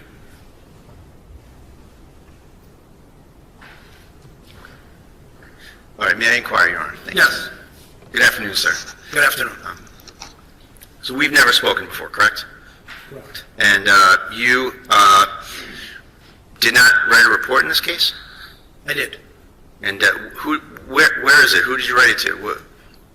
Where did I write a report? Right, to? when did you write it? Afterwards? And was it submitted in discovery? I don't know. I wasn't involved in that. Okay. Now, as far as preparing for trial, did you meet with the Commonwealth to do so? I did. And how many times did you do that? Once. And when was that? Friday. Last Friday. Last Friday? Okay. And so it's been obviously since June 30th since this happened, correct? Correct. And you've been on the job with Officer Houston? Correct. You've been on the job with Officer Noonan? Yes.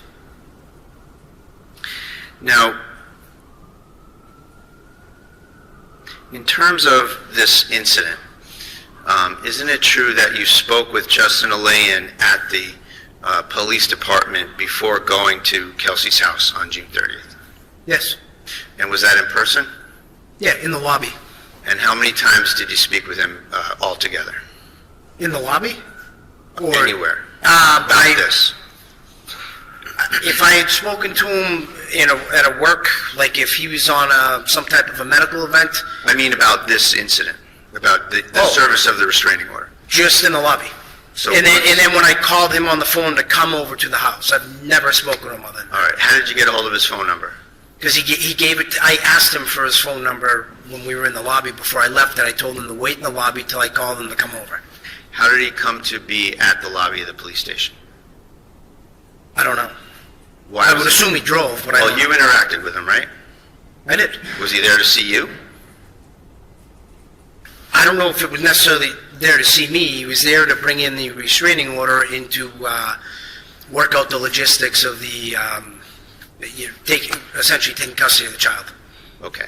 So he brought you the restraining order? He brought a copy of it, and we had a copy of it that had come in electronically. All right.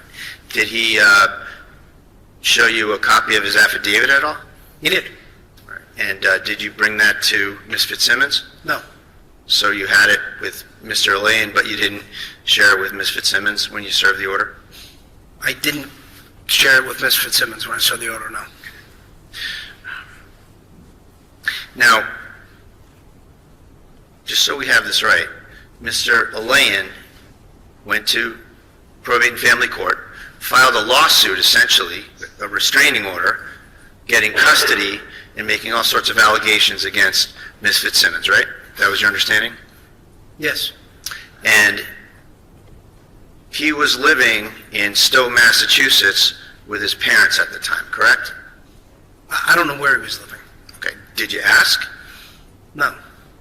Did it matter?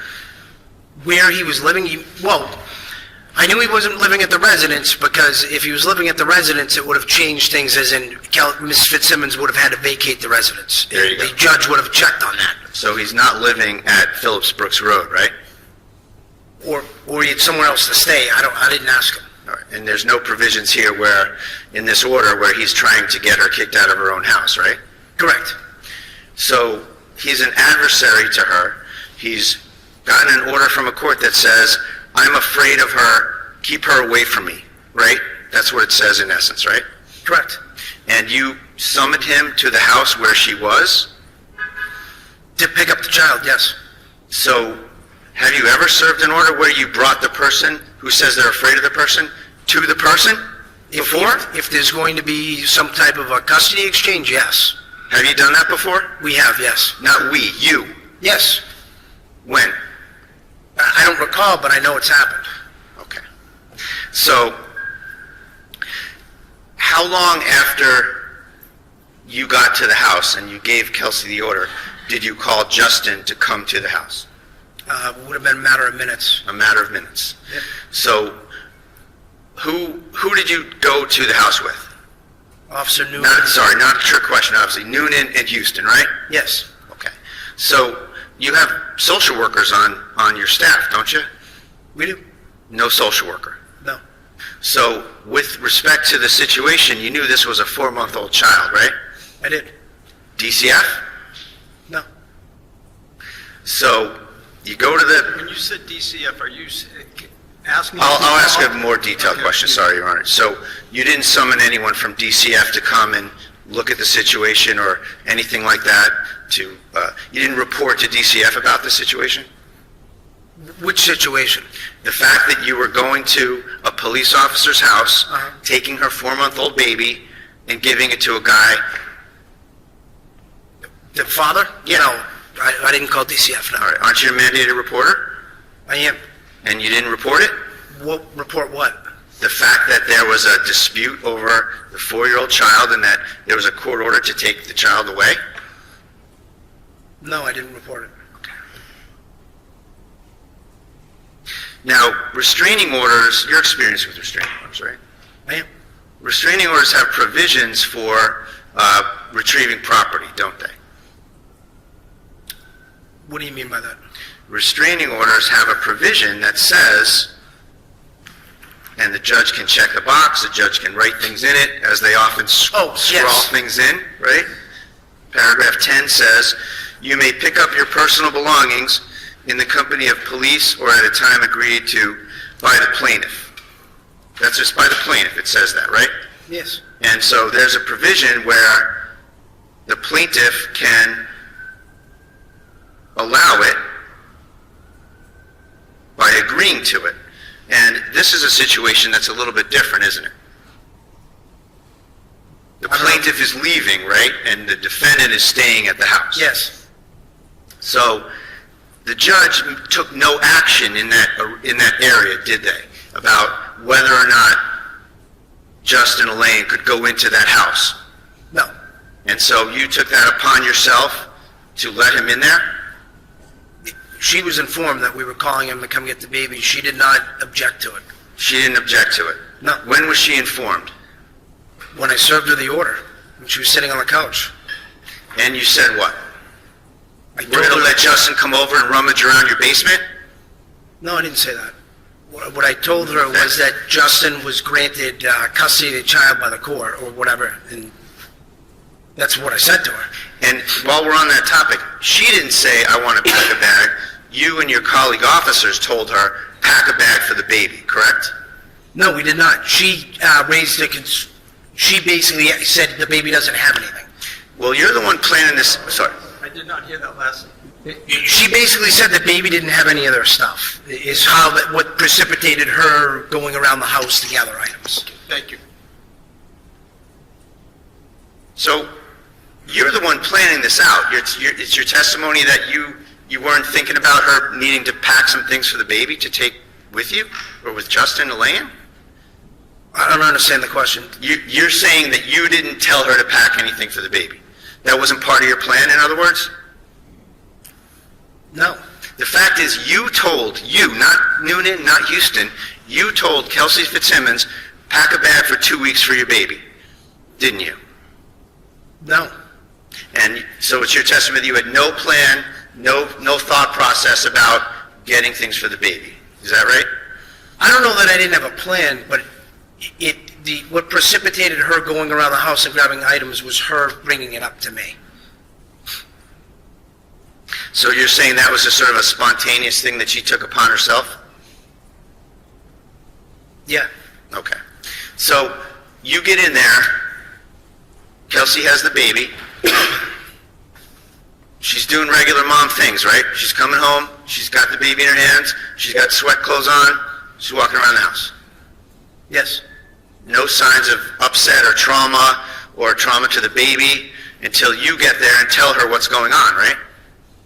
Yes. Well, when I first told, she was calm when we first told her what was going on. Sure. And then you told her what was going on. When I told her what was going on, she was still calm. She called the mother on the phone, but she didn't become emotional at that point. And the baby started to cry. Yeah. And at that point, you asked her to put the baby in a rocker. Is that right?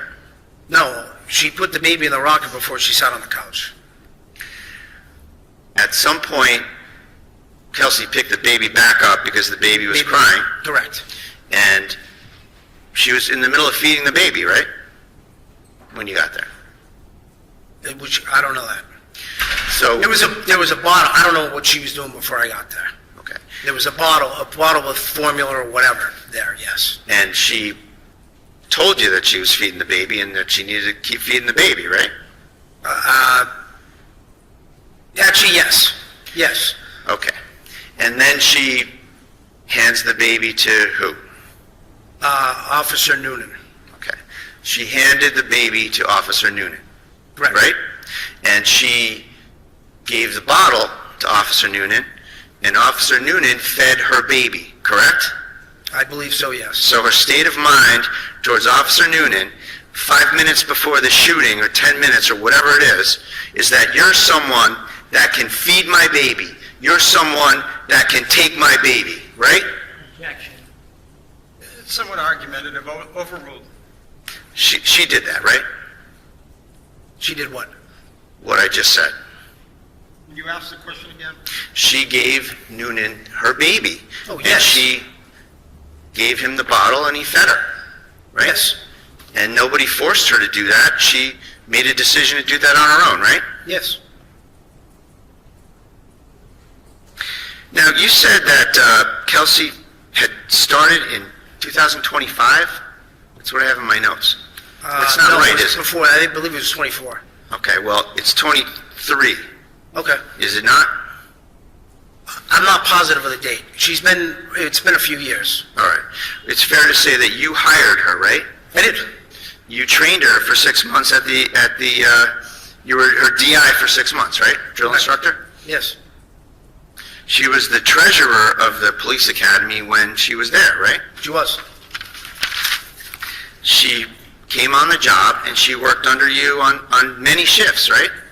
During field training, and I believe briefly afterwards, yes. All right, so she's an officer from 23 that you know well, and she's been there a while, right up until going out on maternity leave and then coming back, just about to come back June 30th, right?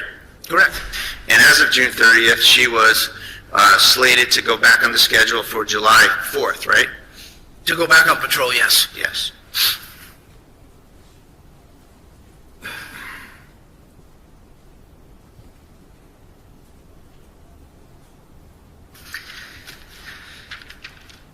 So, at some point in this incident, Mr. Alayan asked you if you could go in the basement and get some things, right? Yes. And you let him do that unsupervised, correct? Correct.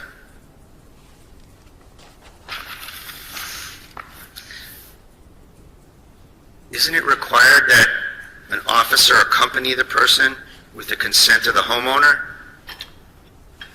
I'm not sure.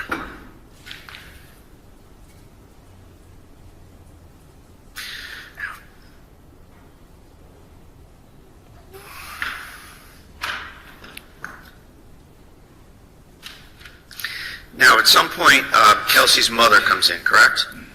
Correct. Where were you and where was Kelsey when that happened? When Kelsey's mother came in, we were I believe we were in the living room. And Kelsey was nowhere near that, correct? Kelsey was nowhere near where? Her mother. I don't understand the question. When Kelsey's mother arrived, Yeah. Kelsey was upstairs with Noonan and Houston, wasn't she? No, when Kelsey's mother arrived, no, I believe at that point, Officer Houston had the baby. I'm sorry, Officer Houston? Officer Houston had the baby. And Officer Houston gave Kelsey's mother the baby, correct? Correct. And then Officer Houston went upstairs?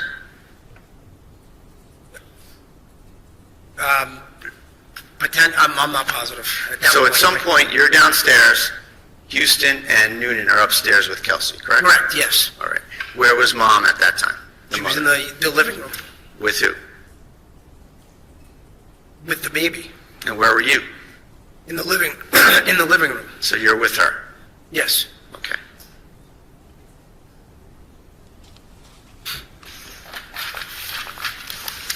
At some point, you hear 2 gunshots.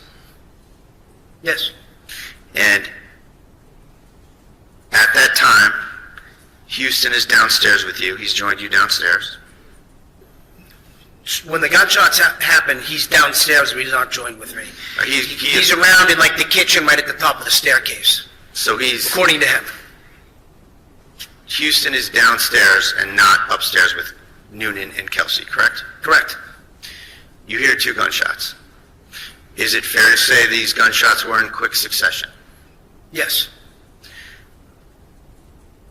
What did you do? I was running up the stairs when the shots were fired. All right. Did you see the shots? No, I heard 2 loud bangs. I was running up the stairs. Where was Noonan, if you know? Noonan was right outside of the frame of the bedroom door, in like the, if you want to call it a hallway, the upstairs hallway. Like maybe like a landing, like the top landing of the steps? In between both bedrooms. All right, so Noonan is at the door frame, correct? Yes, And it's fair to say there's no door to the bedroom, right? correct.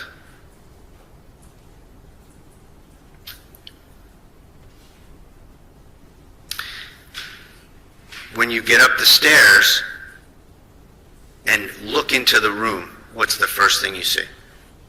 Her feet Where were they? over on the other, the far end of the bedroom by the bed. Kelsey's feet. Correct. And she was on her back.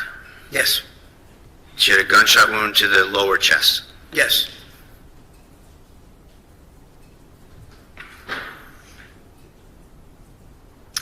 And at some point, you went over there to render first aid, right? Yeah, it was pretty much immediately. Okay. And Noonan is covering the scene with his firearm, correct? Correct. Now, when you went up to Kelsey, what was the first thing you did? Was it in terms of first aid or in terms of securing the firearm? Secure the firearm. All right. And where was the firearm? The firearm was by her left leg. All right. Isn't it true that when you were interviewed by the CIC representatives, you said that the weapon was under her leg? I didn't hear that. Under what? Yes, you said it was under her leg when you were interviewed. By her left leg. Like, Well, under is different than by. when I was able to see the firearm when I got up to her, I could There's no not see question it. before you, sir. I'll ask you a question.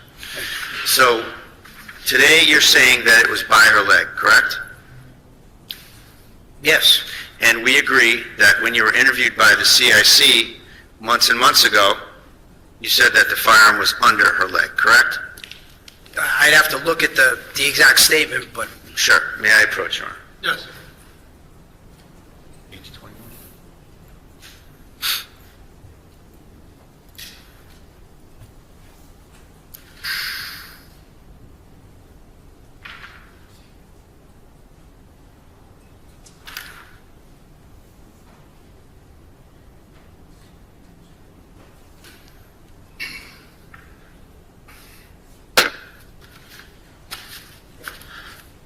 Mr. Prater, yeah, you can approach. Can you just make a record of what it is that you're showing him? Sure, Judge. For the record, I'm proffering the witness page 21, of the CIC report that was commissioned by the Northampton PD. Okay. You wanted to look at it? Yes, please. Thank you. All right. Lieutenant Taylor, do me a favor, look. You can look anywhere you want on the page, but I want to invite your attention to Right here. right here. And you can look up and down. Yep. Just take a look and familiarize yourself when you're comfortable. Okay. You got it? Yep. Okay. I'm going to read something, and I'm going to ask you if I read it correctly. So she's laying on her back, head towards the window, feet closest to us, and the firearm was underneath her left leg. Did I read that correctly? You did. And that was your testimony, right? Yes.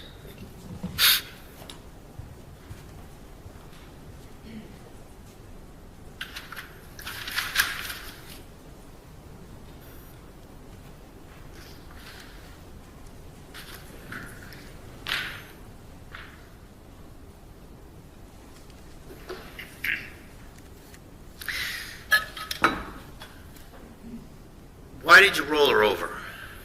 To see if there was an exit wound. And did you tend to that? Yes. And at some point, Kelsey said, "I'm sorry, I want to die," correct? Correct. And when was that? During that time. Was Noonan anywhere near her? Yeah. What was he doing? I don't know. I mean, he was within, he was right by me, but I was wrapping gauze around her. We're trying to at that point. He was there. He might have been grabbing stuff, more additional things out of the medical bag. I don't know. At that point, Kelsey looked at him and said, "Why?" Didn't she? Not that I recall. Did Noonan say anything to her? I think, yeah, and so did I. He basically said, like, calm down and keep breathing. Okay. Is that it? That I can recall, yes. And what about you? What did you say to her?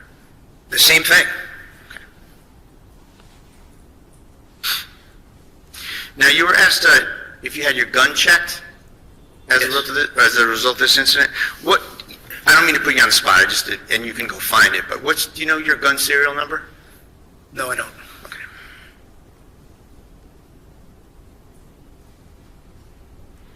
What were the circumstances of you getting your gun checked? You mean why they did it? No. What do you mean? What happened? Just physically? Did you give it to someone or what? Yeah, one of the Mass State troopers from ballistics took it, emptied, I believe, counted all the rounds in the firearm, etc., and may have done something else. I don't know. You don't know? No, Do you know who it was that took it? I don't. You gave your gun to somebody and you don't know who you gave it to? Correct. Who else had their gun checked? I believe all three guns ended up getting checked. Maybe not there, but I don't want you to speculate, so so I wasn't present when anyone else had their gun checked. okay, I appreciate you trying to help. Just my question is, what's your personal knowledge of who got their gun checked? Let me ask it a better way. At that time, What did you see? Who got their gun checked? I didn't. Okay, so you don't have any personal knowledge of anyone else getting their gun checked? At that time, no. Okay. Did you witness someone else giving up their gun and getting their gun checked at another time period? No. So the whole state of your knowledge about guns being checked is that your gun was given to someone, if you don't know who it was, but they took out the bullets and the cartridges and inventoried it. Is that it? Well, I didn't give it. I gave it to a Mass State trooper from the ballistics team. I believe there were three of them over by the truck. I don't know which one I handed it to. I didn't ask him his name. But yeah, that's what happened. Okay. Did they do the things you said in front of you about inventorying the cartridges and all that? I saw him unload and make the gun safe and empty the magazine. And at that point, I had walked away. Okay. Did you sign a receipt or anything, or a chain of custody or anything at all? No, because I got the firearm back once they did whatever they do. And when did you get the firearm back? At some point after that same evening. That same evening? Correct. Okay.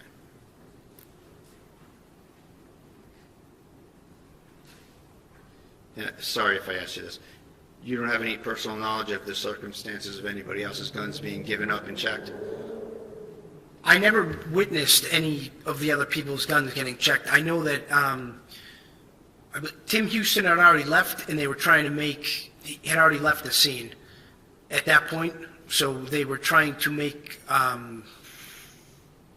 logistically plan out someone going over to pick up the gun from him, his firearm. Okay.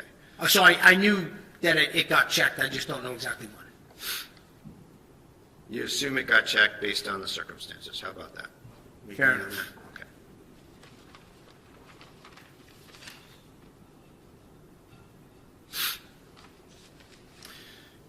Now, you spoke with Justin Elaine at the lobby of the police station before you went to the scene, right? Yes. We talked about that. Now, up until that conversation, did you have any information any further information from Justin Elaine about the circumstances of Kelsey's state of mind that day, or anything that was going on with Kelsey that day? Prior to seeing him in the lobby? When you were speaking with Justin Elaine in the lobby, Yeah. had you already had any information about Kelsey's whereabouts or actions that day? From Justin? From anywhere? Oh, yes. Okay. Were you aware that she was waiting for him at the park in town? No, I wasn't aware that till Kelsey told me that when we went to the house. Okay. Isn't it true that at the police station, Justin Elaine said to you, "I wouldn't be surprised if she shot the baby right in front of you," right? Yes. And that added to your mindset about going to see Kelsey, didn't it? I don't understand. That was the part of the question. quantum of evidence or thoughts or presumptions that you had in your head, right? I think it raised my awareness, And that was communicated to Noonan, wasn't it? both Noonan and Houston, yes. Okay. And so that statement from Justin Elaine, it's fair to say, contributes to an increased level of vigilance towards Kelsey when you got there, right?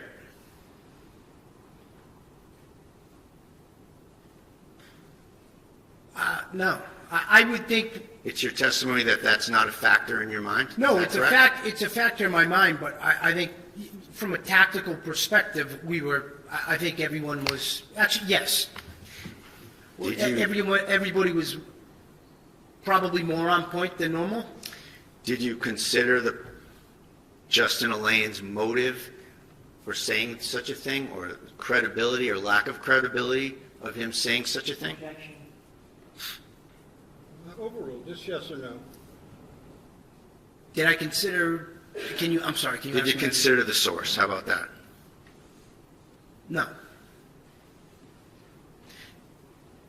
He was a plaintiff in a domestic situation seeking to get custody of his baby and her baby through an ex parte restraining order, right?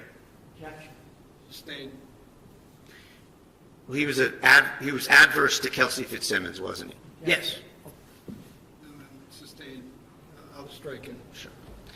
Did you have a conversation with your fellow officers about the credibility of such an assertion about your own officer that you hired, trained, had on the job? All right, so you're referring to Ms. Fitzsimmons. Yes. Overruled. I'm sorry, can you? Yeah. Did you think about what he's saying? How did that affect your state of mind towards Kelsey? I don't know that, I didn't take everything that he said as 100% factual. However, there was a court order in place where we had to go serve the documentation. Regardless, I don't know, that was my state of mind. Did you consult with Justin at all relative to this restraining order before you met him in the lobby? No. Well, you talked to him on the phone, right? Before I met him in the lobby, no. Oh, you didn't? Okay. I talked to him on the phone when I called him to come to the house. That's the only time I've ever spoken to him on the phone. May I have 1 moment, please, Your Honor? Yes.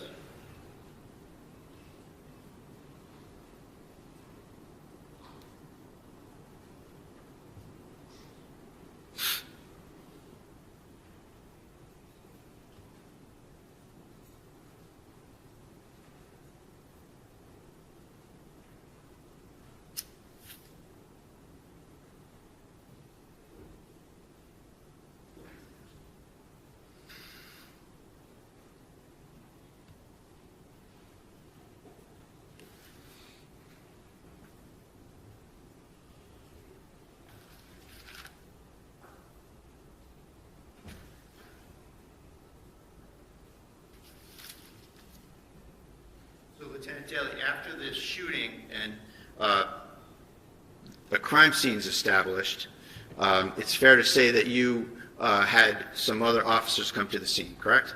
Yes. And some of those officers were trained mental health officers, correct? Everybody's a trained mental health officer in some capacity. Well, there's Officer Seaway, Yes. and he has some special training with mental health Yes. issues, correct? And Seawade? Seawade, S-E-W-A-D-E, Your Honor. And he came to the scene after the fact, right? Yes. He didn't come for Kelsey, he came for Noonan, right? Yes. Nothing further. Redirect? When you provide when you're serving a restraining order, you serve the order itself, correct? Yes. You don't serve an affidavit. Never. It's just the court order is being given to the defendant in that order. So they're on notice as to what the judge has decided, correct? That's correct. Now, you talked about your gun being checked. How many rounds do you typically carry in your gun? 17 in the magazine and 1 in the chamber. So 18 total rounds. Thank you. Nothing else. Great. Any recross? Just 1 or 2 questions, Your Honor. So counsel asked you don't serve the restraining order. I'm sorry, affidavit. You don't serve the affidavit, right? Correct. I never have. So is there some rule that says you can't? Not that I'm aware of. So you had the affidavit in this particular circumstance, right? Yes. And you didn't give it to him, That's correct. and you could have. I don't know. My understanding, we've never, I think as a general rule or practice within our PD, I'm not familiar with anyone ever serving a restraining order, including the affidavit. Well, when someone walks into the police station with the order and the affidavit and shows it to you and uses it, it's not a big deal to make a copy and hand it to the defendant, is it? Well, the document I served was a document that I printed that was sent to me directly from the court, not what he gave me. I just made a copy of that and it remained in the OIC office. It's fair to say that in the circumstances where you don't give an affidavit, it's when you've gotten something from the court via the system, the OIC email, and they don't give you the affidavit, so you just serve what you get, right? Right, which is what I served her. Right, and this situation is different because you had the affidavit in hand, right there, and you could have brought it, couldn't you? And you know of no rule that says you shouldn't. Not that I'm aware of. All set? Well, you're not getting involved in the matter. Hold on, The court hold on. decides, right? Are we going out to redirect? I'd like to. All right, a couple questions. You're not getting involved in the matter that the court decided, like a probate matter, correct? Correct. You're simply going and serving the restraining order for what the judge found, right? That's correct. Nothing else, thank you. Do you have any recross? No? Sure? All right. Let me just see if I have a question or two. I do not. Okay, you may step down. Thank you. And I'm wondering, why don't we, should we break at this point for a lunch break and come, and then we can come back at 10:02? Great, okay. We'll stand at recess. All right. Stand in the lunch recess. 25, 77 CR 311. All counsel and the defendant are present. All right, before the Commonwealth calls its next witness, I want to just make sure that the media folks and our audience members are, we're all on the same page. My order, my media order that I issued this morning specifically says that when I leave the bench, cameras go off, recordings go off, audio goes off, okay? So please just make sure that that happens. You're only to film while we're in session, and only to record audio or broadcast audio while we're in session. All right, Commonwealth, you can call your next witness. Yes, Judge. Before our next witness, the Commonwealth offers a copy of the restraining order that the North Andover Police served on the defendant on June 3rd. Any objection? Okay, maybe admitted as the next exhibit.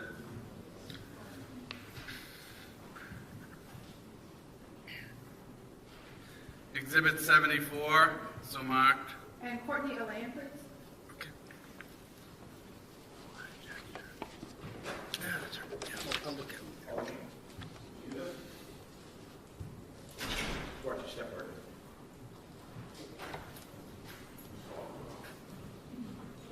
Good afternoon. Would you raise your right hand? You solemnly swear that the testimony you're about to give in this pause now and hearing shall be the truth, the whole truth, and nothing but the truth to help you God. Yes, thank you. You may have a seat. Thank you. All set. Thank you. Thank you. Good afternoon. Good afternoon. In a nice loud voice, if you could please state your name and spell your first and last name for the record. Courtney Alayan, Courtney Aylayaan. And did you pronounce your last name Alayan? Yes. Okay. How old are you? I'm 28 years old. In what city do you live? I live in Stowe, Massachusetts. Where did you grow up? Stowe, Massachusetts. And did you go to school in Stowe? Yes, I went to all of my childhood schooling in Stowe. I went to high school in Bolton, Massachusetts at a regional high school. What do you do for work? I work in software sales. And do you have siblings? I do. I'm the youngest of 4. And if you could please state your siblings' names and their ages from oldest to you. Sure. Brendan Alayan is 34, Justin Alayan is 32, Ashley Alayan is 30. And you are? I am 28. Thank you. I'd like to focus on your brother, Justin. Yes. What's your relationship like with him? Justin has been one of my best friends for as long as I can remember. He's been an incredible older brother. He's been very, I would say the first word that comes to mind is kind. Justin is probably the kindest person I know. He is loyal to the people he loves. Next question, please. Sure. Are you aware that he was engaged to be married at some point? Yes. And around when did he become engaged, if you know? Sometime after August of 2024. Okay. And do you know who he was engaged to? Kelsey Fitzsimmons. And have you had the opportunity to spend time with Justin and Kelsey Fitzsimmons? Yes, I have. And do you see her in the courtroom here today? I do. If you can please point her out and describe an article of clothing she's wearing. She's right here in front of me. She's wearing a pink, some sort of blazer. Your Honor, may the record reflect the witness that identified the defendant? It may. Do you know when the wedding was supposed to be? The wedding was supposed to be in October of this past year. October 2025? Yes. And was it ultimately canceled? Yes, it was. I'd like to direct your attention to the weekend of June 28th and June 29th, 2025. Objection. Okay, grounds? Relevance, 403. Okay, so let's take it a question at a time, okay? All right, next question. Did you go somewhere that weekend? Yes, we went to Bethel, Maine. And who is we? Myself, the groom's party and the bridesmaid party. So Kelsey, Justin, myself, my sister, Katrina, Michelle, Deandra, Cassie, Maddie, Kelsey's sister. I'm trying to think if I'm missing anyone for females. On the groom's side, it was both my brothers, Brendan and Justin, his friends Aiden, Dave, her brother Will, Hunter. That might be everyone from the parties. And was it kind of what's known as a Jack and Jill bachelor party? It was a Jack and Jill bachelor party, yes. And did the weekend end early? Yes, it did. And did you go home? Yes, I fled the house. For just exploring this, Judge, is, Okay. they're not allowed to open this door. This is an assault involving an officer and my client. Okay, so let's do this. Let's just argue this at side, let me hear you at sidebar, only so that we don't have to have the witness leave. I'll see everyone at sidebar. At sidebar.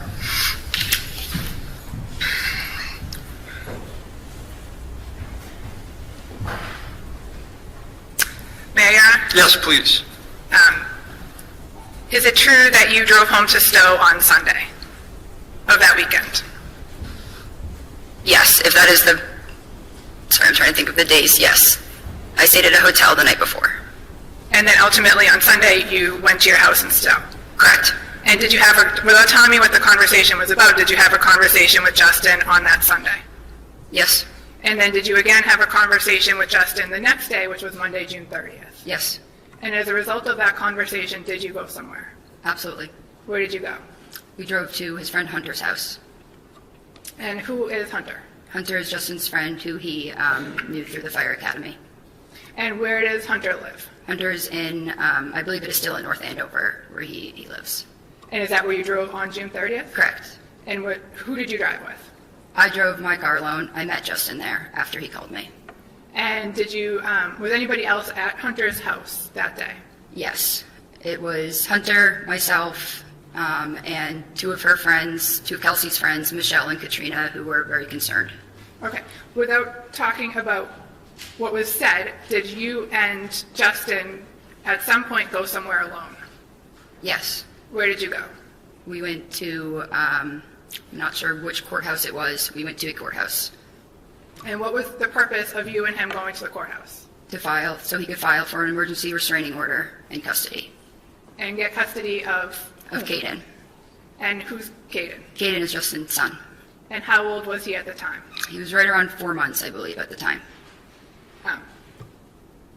Did you have any familiarity with restraining orders? No. What did you do when you got to court? When we got to court, Justin went to the desk and told them the situation, said he believed his son was... Sustained. Next question. Did you help Justin fill out a form? Per the clerk's advice, yes. Justin was shaking. And where did you go from there? From there, we drove to the North Andover Police Department. And what did you do at the police department? We both walked in, and I spoke with a couple of her lieutenants, Daly, I'm not sure who it exactly was I was speaking to, and I told them that I thought she would get... And without telling me what you said, did you give the police something? I didn't hear the question. Did you give the police a copy of the restraining order? It was faxed to them, yes. And did the police... Objection, non-responsive. Overruled. And did you stay at the police station for a period of time? Yes. And what happened next? We were at the police station praying, and we got a call from one of the lieutenants saying that Caden was safe and to come to the house and get him. And what house were you going to? 125 Phillips Brooks Road. Had you been to that house before? I have. Okay. How did you get there? We had driven separately, so we both drove our cars to the house. So you drove your car and Justin drove his car? Correct. And did you, approximately how long were you waiting at the police station before you got that call? It was much quicker than we thought, probably 20 minutes maybe. I could be a little off, but 20 minutes. And about how long did it take you to get from the police station to 125 Phillips Brooks Road? Not long, but less than 10 minutes. And what happened once you got there? We got there. We were welcomed in the door by an officer. He said Kelsey's upstairs getting some clothes for Caden. Your Honor, motion to strike. Okay, without telling me what the officer said. All right, hold on, there's an objection. Overruled. Next question. You said you were let inside by a police officer. Is that correct? Yes. And then what happened when you went inside? Lauren, Kelsey's mom, was holding Caden.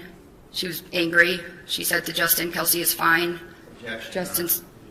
Sustained. Hearsay, Judge. All right, ma'am, you don't, no one expects you to know these legal rules, but unless you're specifically asked, you can't repeat what people told you, okay? All right, thanks very much. Of course, Your Honor. So you go inside, you and Justin go inside, Yes. and then you saw, who did you see? Lauren Page was holding Kaden, And who's Lauren Page? Kelsey's mother. Okay, and you and her had a conversation. Justin and her did. Okay, and then what happened, and she was holding the baby? Yep. And then what happened next? She handed Kaden to Justin. Justin then handed Kaden to me. And I said, why don't I take a step outside? I wanted to avoid a confrontation, so he took the carrier, the baby car seat. We walked outside. And so you took Kaden in your arms, In my arms. and you walked outside. Yes. And did Justin walk out with you? Yes. And did Justin take anything with him? He took the carrier, the car seat. Okay. And at that point, did you make a phone call? I did. Who did you call? I called my mother. Okay, and this is while you were outside? Yes. And then what happened next? There were gunshots that went off. And how do you know that they were gunshots? It was, I've been shooting before. I know what a gun sounds like. There were several gunshots and an explosion sound because they, I believe, had hit the air conditioner. There was a lot of smoke coming out of the window. Objection, Your Honor, there's no personal knowledge to any of this. All right. Is this what you saw, or I saw the smoke. overruled?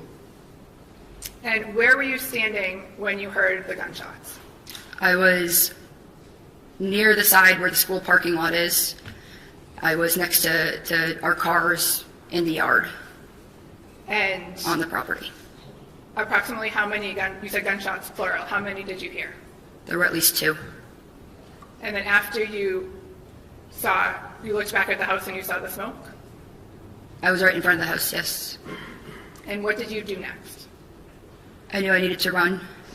I started to back up, and I was scanning the house, just praying to see Justin come out. Sorry, I'm trying to say what I'm not supposed to, I guess, say here, but I feared he was not coming out of that house. So And where did you go? Objection. I backed up. Sustained, I'll strike it. Judge, I object to the further line of questioning, and if the witness can't follow the rules, I ask you to strike the entire testimony. Okay, overruled. All right, I know you're nervous. Everyone gets nervous. Just listen to the question and just answer just the question. Okay, Go ahead. apologies, Your Honor. Where did you go after you heard the gunshots?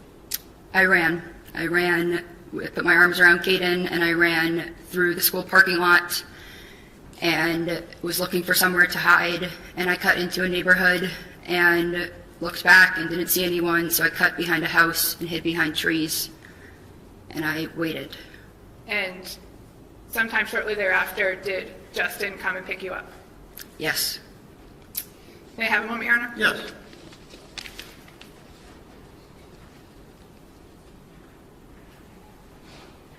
No further questions. Cross? A couple of questions, Your Honor, if I may.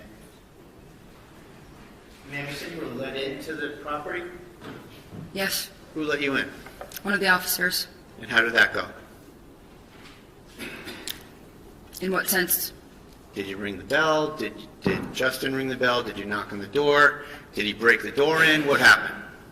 He did not break the door in. The officer opened the door for us. I don't recall if we called him or if he saw us pull in, but we did tell him we were on our way, so he was expecting us. And which officer opened the door for you? I don't remember. I think it was Daly, but I do not remember. Have you seen any video of how you went into the house? I have not, no. Judge, I'm going to ask that we play a clip that's in our exhibit, our thumb drive, if I may. All right, is it within Exhibit 74? Yes. Sure.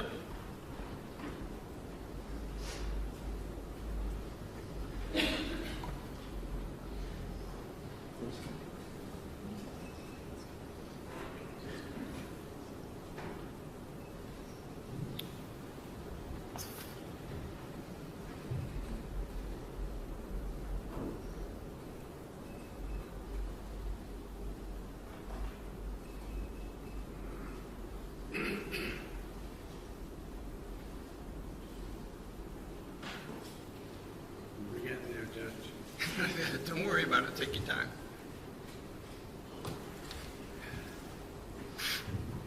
You need our IT person? No, No. I hope not.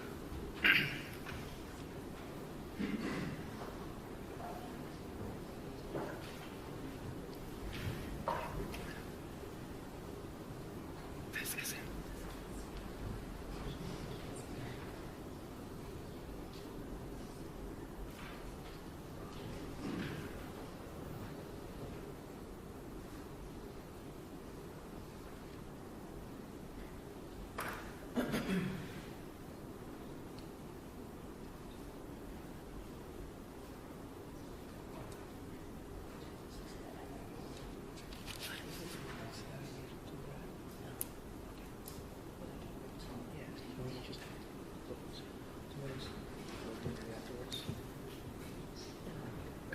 Counsel, can I just make an observation? Yes, sir.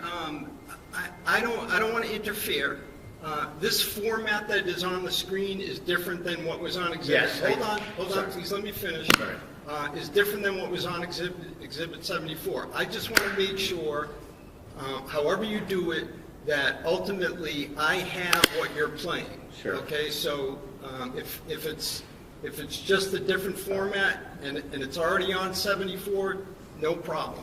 So, Judge, you're a step ahead of us. I was just confirming with counsel that this particular one is not on there, but I was just gonna, I'm sorry? Oh, it is. Yeah, okay, so, I'm sorry, I guess it is on there. I thought it was. Okay. We're good? Okay. So All right. just so we're all on the same page, to the extent that either side ends up playing something over and above what is on 74, let's just mark Make it sure and get that it it into gets in. evidence. You have a thumb drive of it. All right. Thank you, Ron. So, do you see what's depicted on the screen there? I do. Do you recognize it? I do. And this is the porch area of 125 Phillips Brooks Road, correct? It is. Okay. Can you play?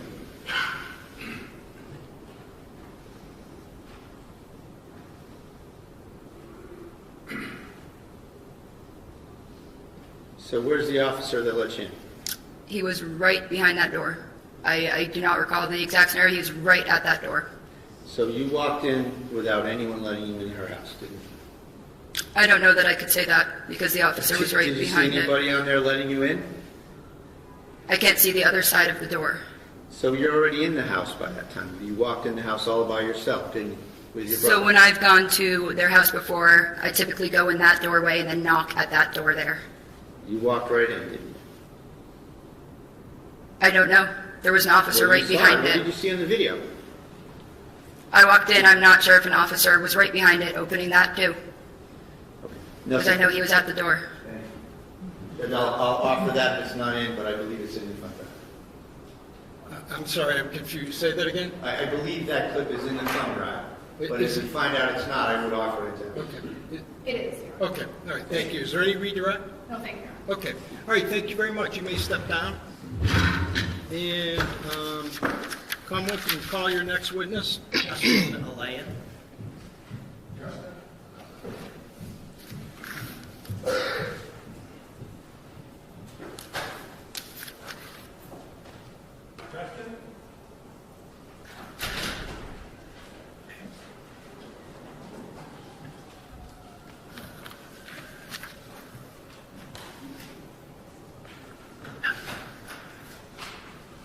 Judge, if you write down the judge's case. Okay.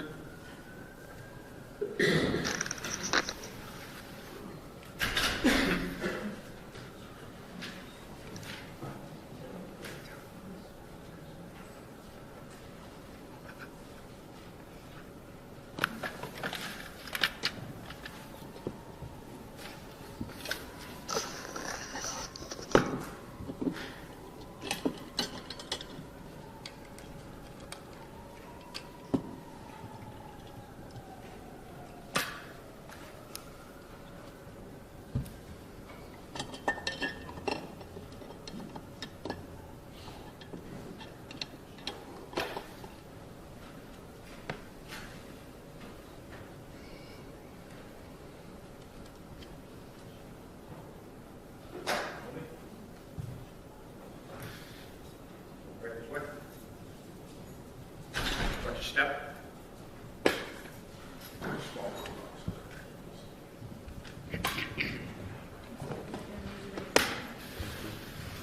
Raise your right hand. Do you solemnly swear that the testimony you're about to give in this cause now hearing shall be the truth, the whole truth, and nothing but the truth, so help you God? I do. Thank you. Get up there, you can have a seat. Put yourself right up to that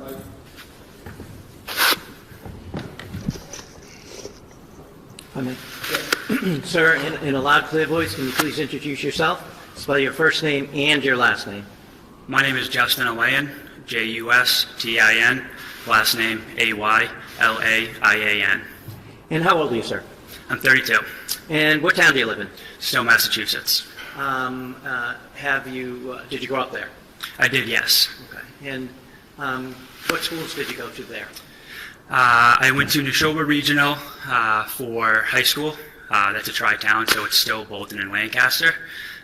That's where I attended for grades 9 through 12. What did you do after high school? After high school, I immediately went to the University of New Hampshire, where I obtained a bachelor's in business management. After you graduated from UNH, what did you do?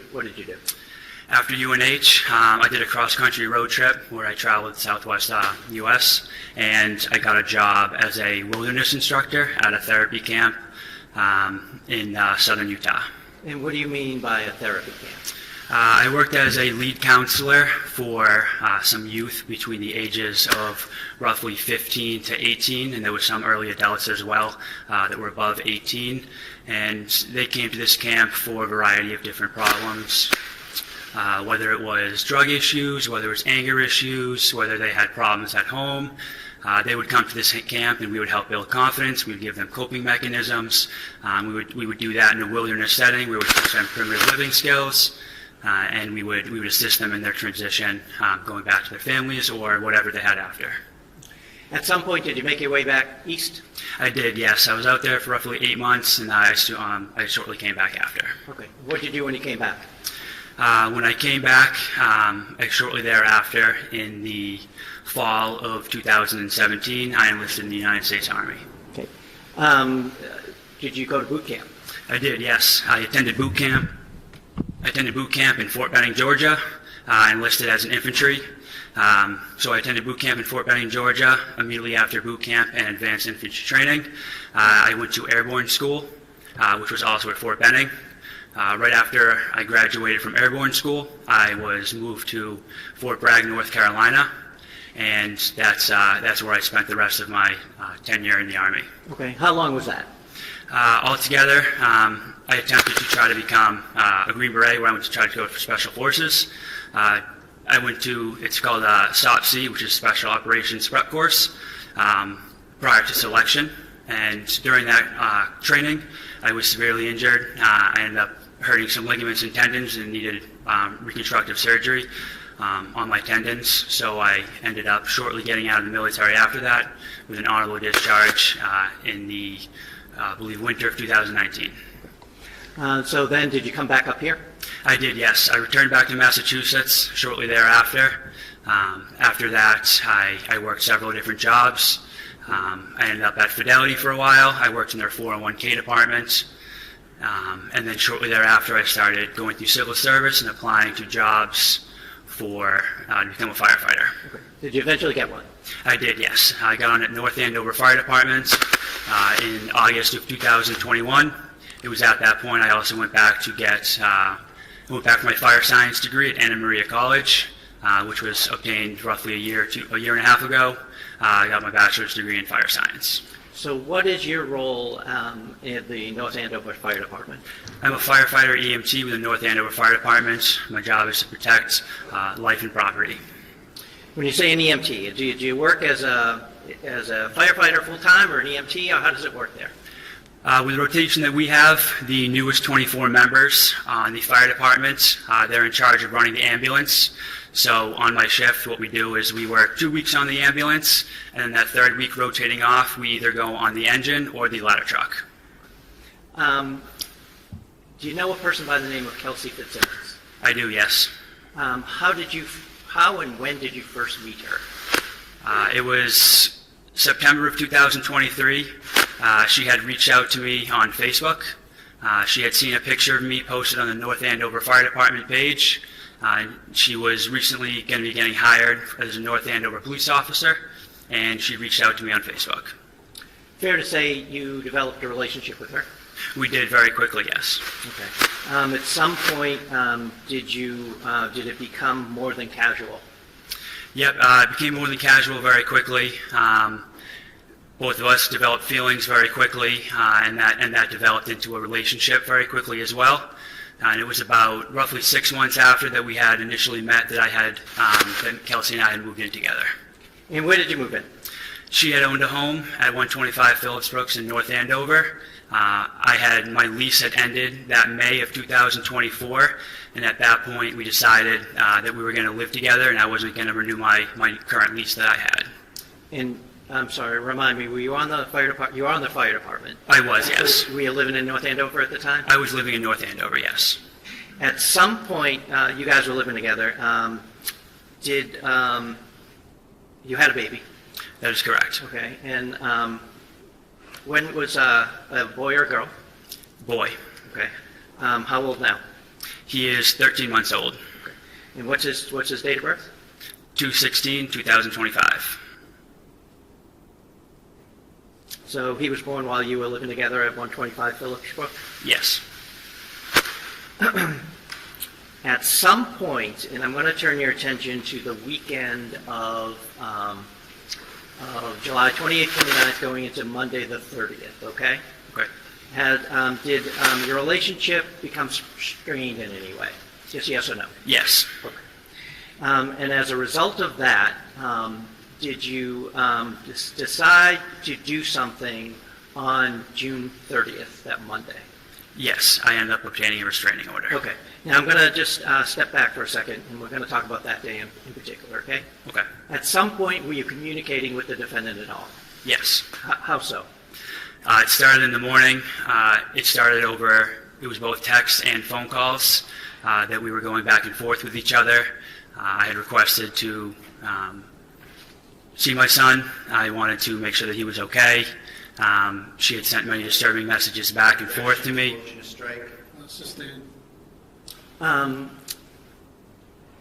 Where were you on the 30th, on that Monday? Were you living at 125 Phillips Brook? That was my permanent legal residence, but I was at my parents' house that day. Okay. Had you gone, when was the last time you had been there? It would have been June 27th, I believe, the day before our planned bachelor. Okay. At any point, did you go back there to retrieve some items, guns, or anything like that?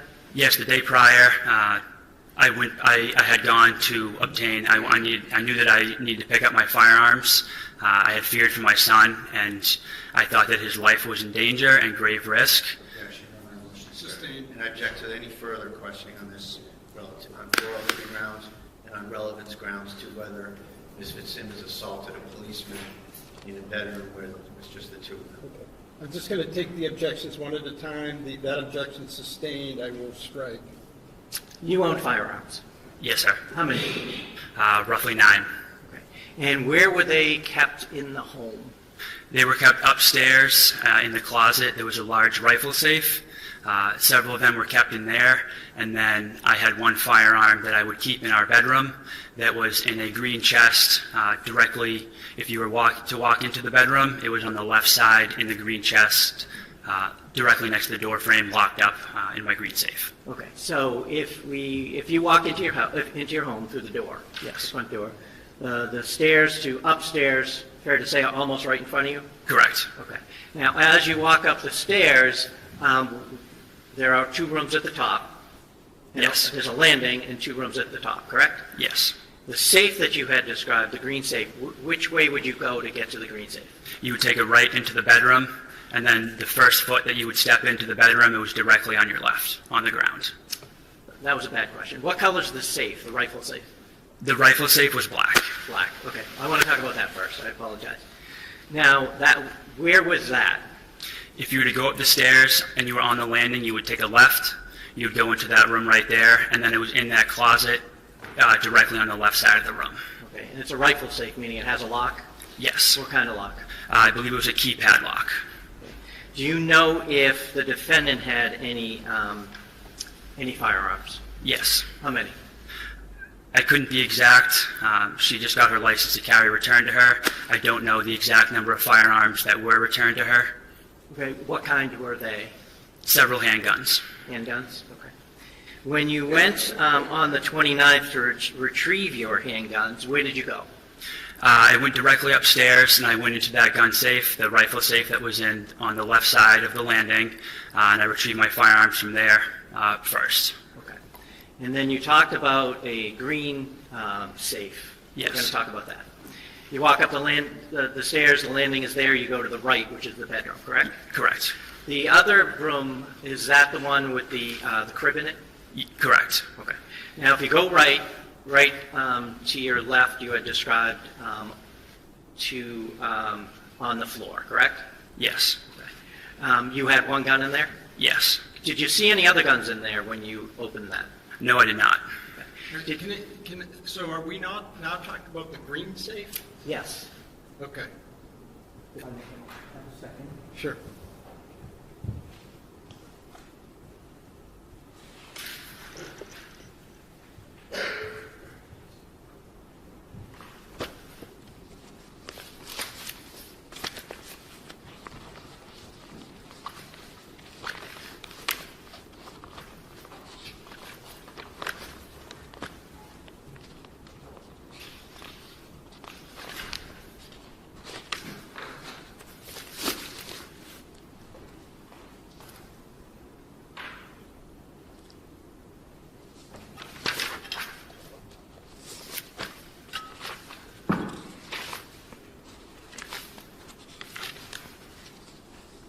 I'm going to show you what's been previously marked as exhibit number 40 first, okay?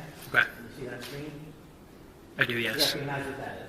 Yes. So describe where the photo taker, the picture taker, would be standing in that home. They'd be standing on the landing immediately as you go up to the stairs to the second floor in between the two rooms. Okay, and that's the one on the left that we had been describing, Yes. correct? I'm going to show you what's been previously marked. Hold on. The one on the left, meaning the room on the left? Yes. Okay. I'm going to show you what's been marked as exhibit number 45. Can you see that?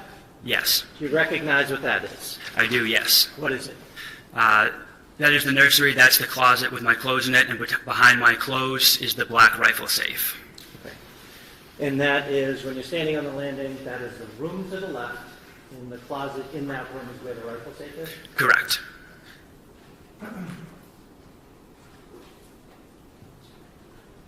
And I'm sorry if I asked this already. Did you see any of the defendant's guns in that rifle safe? Yes.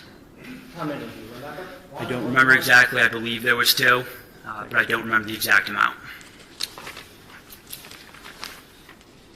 Now, bear with me. I'm going to take it step by step. I'm going to show you exhibit number 49. Do you recognize what that is? Yes, that is taken from the landing going up to the second floor on the right side that's facing our bedroom with my green safe on the floor. Okay, so the picture taker is on the landing, correct? Correct. The stairs are pretty much behind them. Directly behind. And I'm going to show you what's been marked as exhibit number 51. And you recognize that room, first of all. Yes, I recognize the room. And that's the same room we were just talking about? Yes. The green safe is the box in the left corner of the picture? Yes, and on the ground, the large chest, the box, yes. Okay, so this is the safe you were talking about. Yes, sir. Okay. Do you know what that box is? I do not know. Have you seen that box before? I may have, but I don't remember seeing it. When you went on the 29th, And retrieved your gun out of that safe, and you didn't see any of the defendant's guns in that safe, correct?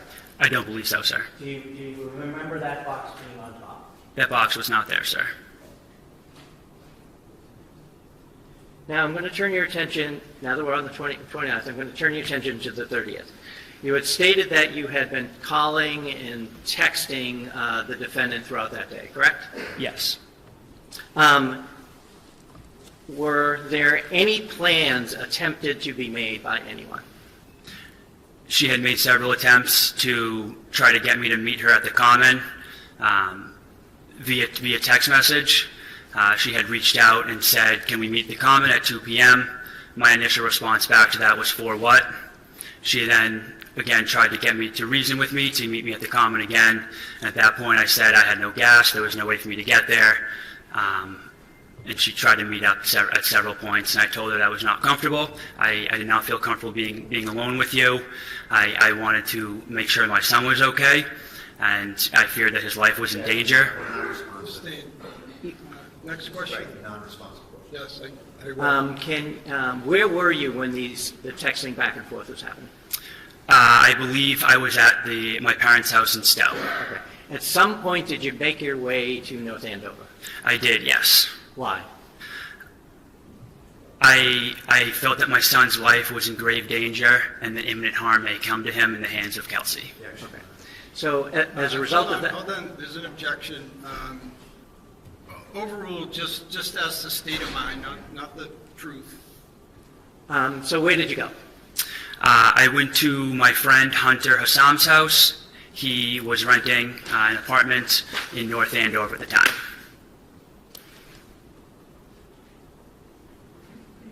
Did you call anybody to meet you there? I don't know if I had made the calls or they had called me, but I had called my sister Courtney. I told her that I was going to North Andover. I had feared for my son, and that I didn't know what was going to happen, but I had called her, and I was in contact with Kelsey's maid of honor, Katrina, and her bridesmaid, Michelle. So Katrina, Michelle, Courtney, Hunter, and you? Yes, sir. Are you all in Hunter's house right now? Yes, sir. Okay. Without saying what was said between was there anybody else there? Because I have 5. I believe Hunter's girlfriend at the time, she was there as well. I believe she was present. Okay. Now, were you communicating when you were there with the defendant at all? Yes. Can you tell us about that? There were text messages that were being exchanged just over Caden, our son, and just general messages back and forth. Okay. Did you ever agree to go meet her at the park? No, sir. Okay. At some point, did you learn through the text messages anyway that she knew you were at Hunter's? Yes, sir. Can you tell us about that, please? All of us were at Hunter's. We were all discussing the events that had occurred and what we could do to ensure Caden's safety, which is our son, but also Kelsey and everyone else around. At one point, Kelsey had messaged my phone. Objection, Your Honor, non-responsive. I'm sorry. To the extent, Judge, that the questions are open-ended, producing narrative answer, I object. And, there's been all sorts of objections sustained without an answer. So I would ask the court to maybe direct the Commonwealth to make more specific questions so that it doesn't produce an answer that's half okay and half non-responsive and objectionable. So the objection's overruled. If you could just try to just answer the question to the best of your ability, all right? Yes, Your Honor. All right, next question. Thank you. Did she, meaning the defendant, say something to you to indicate that she knew you were at Hunter's? Yes or no? Yes. Okay. What did she say? I don't remember the exact verbiage, but it was, what are you doing? Something along the lines of, what are you doing at Hunter's? What is happening? Why are you with my friends? Something along those lines. Okay. Now, without getting into the conversation that you had with your friends and with your sister, was a decision made for you to go somewhere to do something? Yes. Okay. And what was that? To go to Lawrence to obtain a restraining order attached with temporary custody of Caden. Okay. And did you do that? Yes. Where did you go? Do you remember? I don't remember the exact. It was family probate court, I believe it was, but I'm not 100% sure. And who did you go with? I went with my sister Courtney. Okay. Now, did you fill out paperwork while you were there? I did, yes. Did anyone assist you in filling that out? Yes. My sister helped me, and then there was also someone with the court system. I don't know who the name was, but they assisted as well. Fair to say you went in front of a judge, an order was issued, and then you left the building, correct? Yes. Okay. Where did you go when you left the building? I immediately went to the North Andover Police Department. Okay. When you got there, did you have a conversation, without saying what was said, with some of the police personnel there? Yes. Did you give them anything? I believe I handed them the restraining order, and they said that it was already faxed to them. Okay. At some point, did they leave? They did, yes. And what did you do? I waited at the police station while they went to the Kelsey Fitzsimmons home. Okay. And at some point, did you get a call? I did, yes. From who? I believe it was from Officer Daly. He had called to inform me to come to the residence and get custody of my son. So did you go? I did, yes. Did you go with anybody else? My sister and I, we both went to the house. We took 2 separate cars. Did you get there at the same time? Yes. What happened when you got there? At that point, we both walked into the house. Officer Daly was downstairs. 2 officers were upstairs.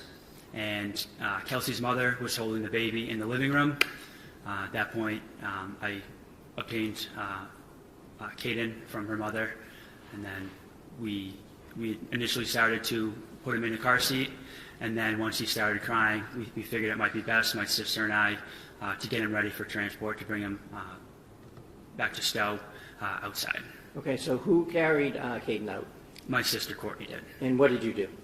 I asked if I could obtain some clothes while I was there. I just needed something so I could live day to day, as I had no clothes or any of my son's Was belongings. this the first time you went out, or did you go back in the house a second time, if you remember? This was the first. I went out the first time, and then I came back in. Okay, so the first time you went out, Courtney went out with Caden. Yes. What did you take, if you remember? I believe I had a car seat in my hand. Okay. At some point, you came back? Yes. And you asked permission to do something? Yes, I asked permission to get some clothes and a few clothes for Caden and some of his bottles and formula. Okay, so where did you go? I went down to the basement that was under construction at the time. There was no lights on, so I believe I had my camera, my phone out with the light on it, and I was searching for a suitcase that I had down there just to throw some clothes in. At some point, was your attention drawn to something? Yes. What happened? I immediately heard an officer's commands. I heard an officer scream out, "Stop, don't do it." At that point, I had heard several gunshots ring out, and I heard Kelsey's mother screaming.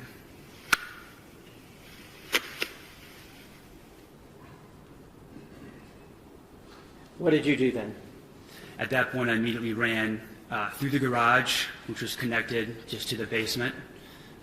There was no wall there. Again, we're putting up a wall, so I ran straight through there. I fumbled with the lock for a second to get it open, as there was no light down there. As I got it open, I threw the door open. I ran around the side of the house, screaming for my sister to run.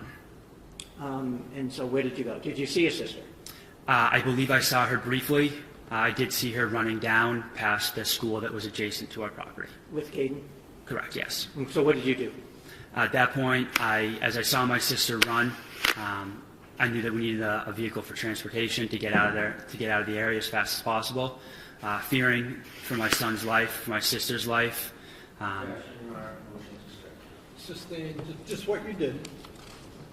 I got into my vehicle. I believe I had made eye contact very briefly with Officer Houston, who was grabbing his medical bag out of his patrol vehicle. I got into my truck, and I immediately pulled a U-turn and drove where I saw my sister running from. Once I got to the other end of the school, I had stopped my vehicle, and at that point I didn't see which direction my sister had gone, so I had stood outside my car yelling her name repeatedly. I wasn't sure where she was, or if she was okay. At some point, did she appear? She did appear. She came running out behind another house across the way, and she came running over towards me. And what happened when she got to you? She got in the vehicle, and then we quickly drove down the road to get away towards Mass Ave in North Andover. And where did you eventually go? We eventually made our way back to Stowe, Massachusetts, my parents' residence. Thank you. I'll just have 1 second. Yes.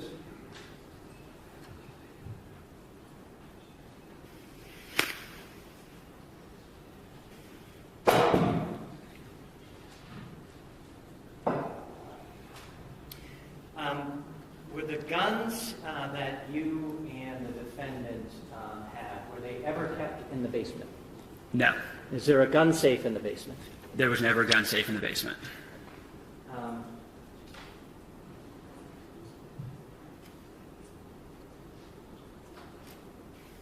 Did you have a way of remotely accessing the surveillance cameras? I could look at them. Did you before you went over? Remotely accessing them, I was able to view them, yes. Okay, when you did you see the defendant's car in the driveway? No. Okay, is that where she usually parked? Yes, always. Okay, and when I asked you that question, what time frame were we talking about? During the day, what time? Yeah. It must have been roughly 5 o'clock, 5 p.m.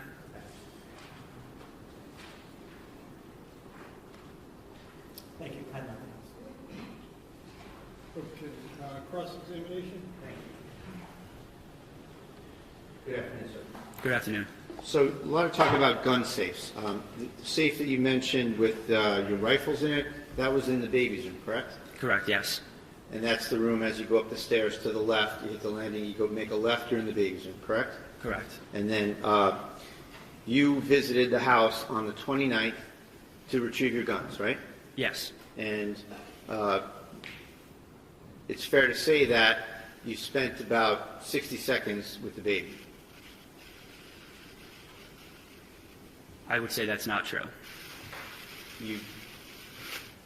Kelsey had to tell you, do you want to see your baby? Do you want to hold your baby? And you held your baby for about a minute. Isn't that right? I was at the property for roughly 30 minutes. Answer my question. Okay. Is that true? Yes. So, with respect to the gun safe in the bedroom to the right, up until then that was your and Kelsey's bedroom, correct? Correct, yes. And there was a green safe in that bedroom, right? Yes, sir. And on the 29th, you went to that bedroom and you retrieved some of your firearms from that green safe, correct? Yes, sir. In fact, that was your grandfather's safe, wasn't it? Yes, sir. And you wanted to take that with you, didn't you? I did, yes, sir. And you took Kelsey's guns out of that safe and you put them on the bed so that you could take only your guns and your grandfather's safe. Isn't that correct? I did not take the gun safe, sir. Isn't that what your intention was until Kelsey asked you not to? I did leave the gun safe, yes, sir. You left it because Kelsey asked you to leave it because she needed a place to safely keep her guns, right? I don't know if that was her intention, sir. So let's just go back a minute. You said that you went into that safe, you didn't see any other guns, you took your guns, and you left. Isn't it true that you took Kelsey's guns, which you did see in the safe, you put them on the bed, and you tried to take the safe? I do not remember if I took any of her guns out of the safe, sir. I don't remember seeing any of her firearms in that green safe. I only remember seeing them in the black safe. So, I mean, you were very interested in getting your stuff out of that house on a couple occasions. This was your chance to get your grandfather's gun safe out of there, and it's your testimony that you just decided to leave it? The only priority was removing my firearms. That was secondary because it was holding my safe, and it meant a safe transport way to move that firearm out of the house in a secure manner. And when you left Kelsey with her firearms, and you took yours and you went back to Stowe with your father, correct? Yes, sir, I took my firearms. Now, you said you were, just want to get it right. You said that you work at the North Andover Fire Department, is that right? Yes, sir. Do you work there presently? Yes, sir. Are you on the schedule? No, sir. Why not? He opened the door. I'm sorry, objection? The reason you were placed on suspension or administrative leave, whatever you call it, is because you have been caught on video many, many times using drugs that are in violation of your department and the town policy, correct? Allegations were placed against me, and the town has a responsibility to do their due diligence and investigate that matter. So that's a yes? Yes, sir. When did that go into place? I don't have the exact date, but roughly a week or two ago. Do you know the duration of this suspension or whatever you want to call it? Sustained. Oh, sorry. Let's move on, Mr. Brado. Sure.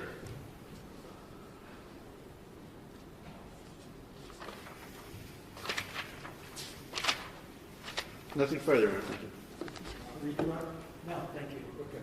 All right, thank you very much, sir. Thank you, Your Honor. stepped up. And Commonwealth can call its next witness. Patrick Noonan.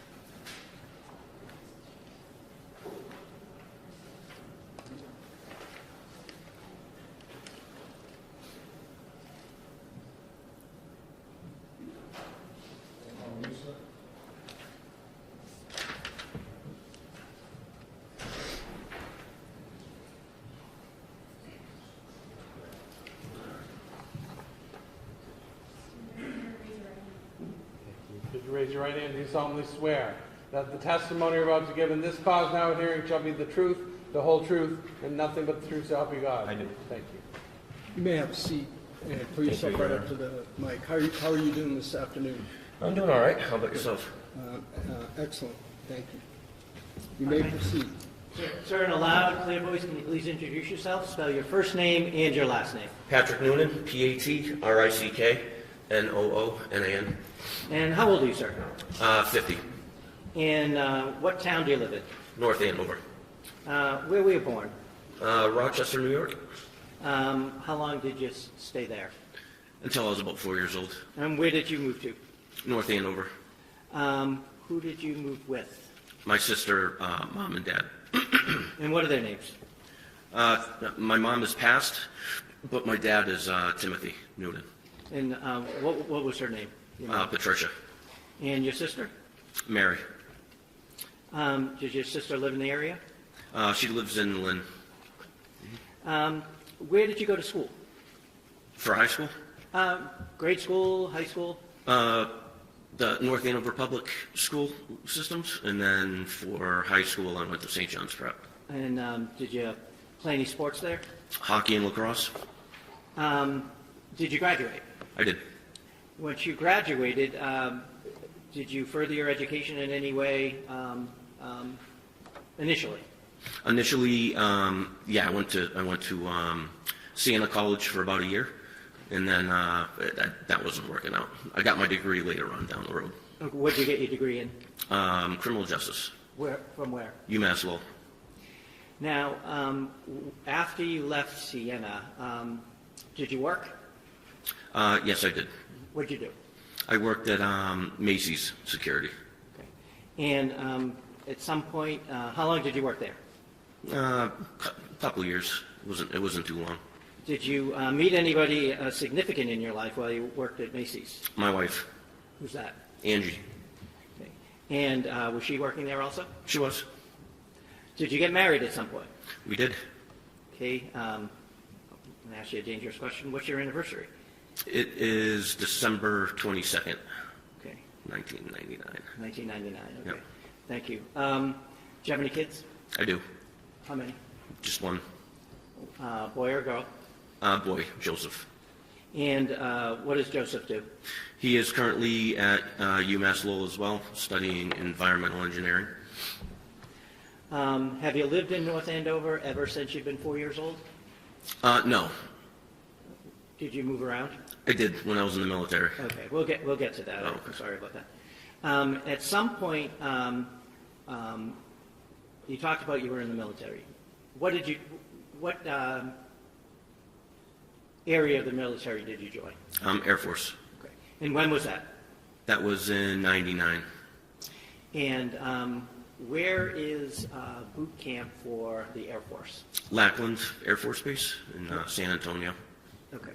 And can you tell us a little bit about boot camp? Some of the training, some of the things that you were subjected to, I guess? Yeah, I mean, it's some sleep deprivation. You also have, you have to learn how to march. They basically strip your identity and try to build you up as a team. Okay. Firearms training, things along that. At some point, did you make it through boot camp? I did. Did you, I guess, enlist or volunteer to any special area of the Air Force? Security forces. And what is security forces? They're basically the defenders of the force. So when I went in, I went through my tech school, which is almost like a police academy. We learned various different things in there, land nav, different weapons systems, things of that nature. And then once you graduate, you get your orders cut. And what were your orders originally? Cheyenne, Wyoming. Okay. And what was your role when you were in Cheyenne, Wyoming? I originally, when I was waiting for my security clearance, I was originally working on the ground.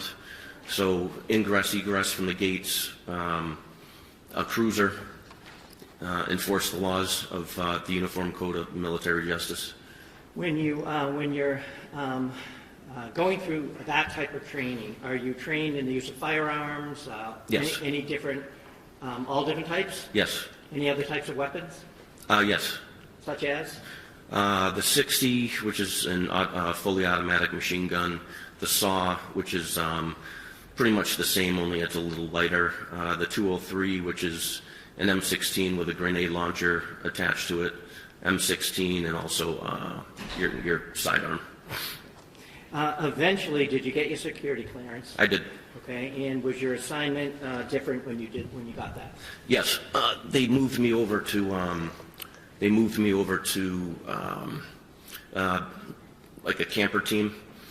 So whenever a facility goes down, you go with a 4-man team to protect the site. Okay. What kind of sites are we talking about? Missile sites. Okay. Nuclear missile sites? Yes. And are they in one state, more than one state? Tri-state. And what tri-state area was that? That would be Wyoming, Nebraska, and Wyoming, Nebraska, Colorado. And was that your range, or? Yes. And at some point, well, can you tell us a little bit about the training you got? Was there any specific training for that job? It was basically like on-job training.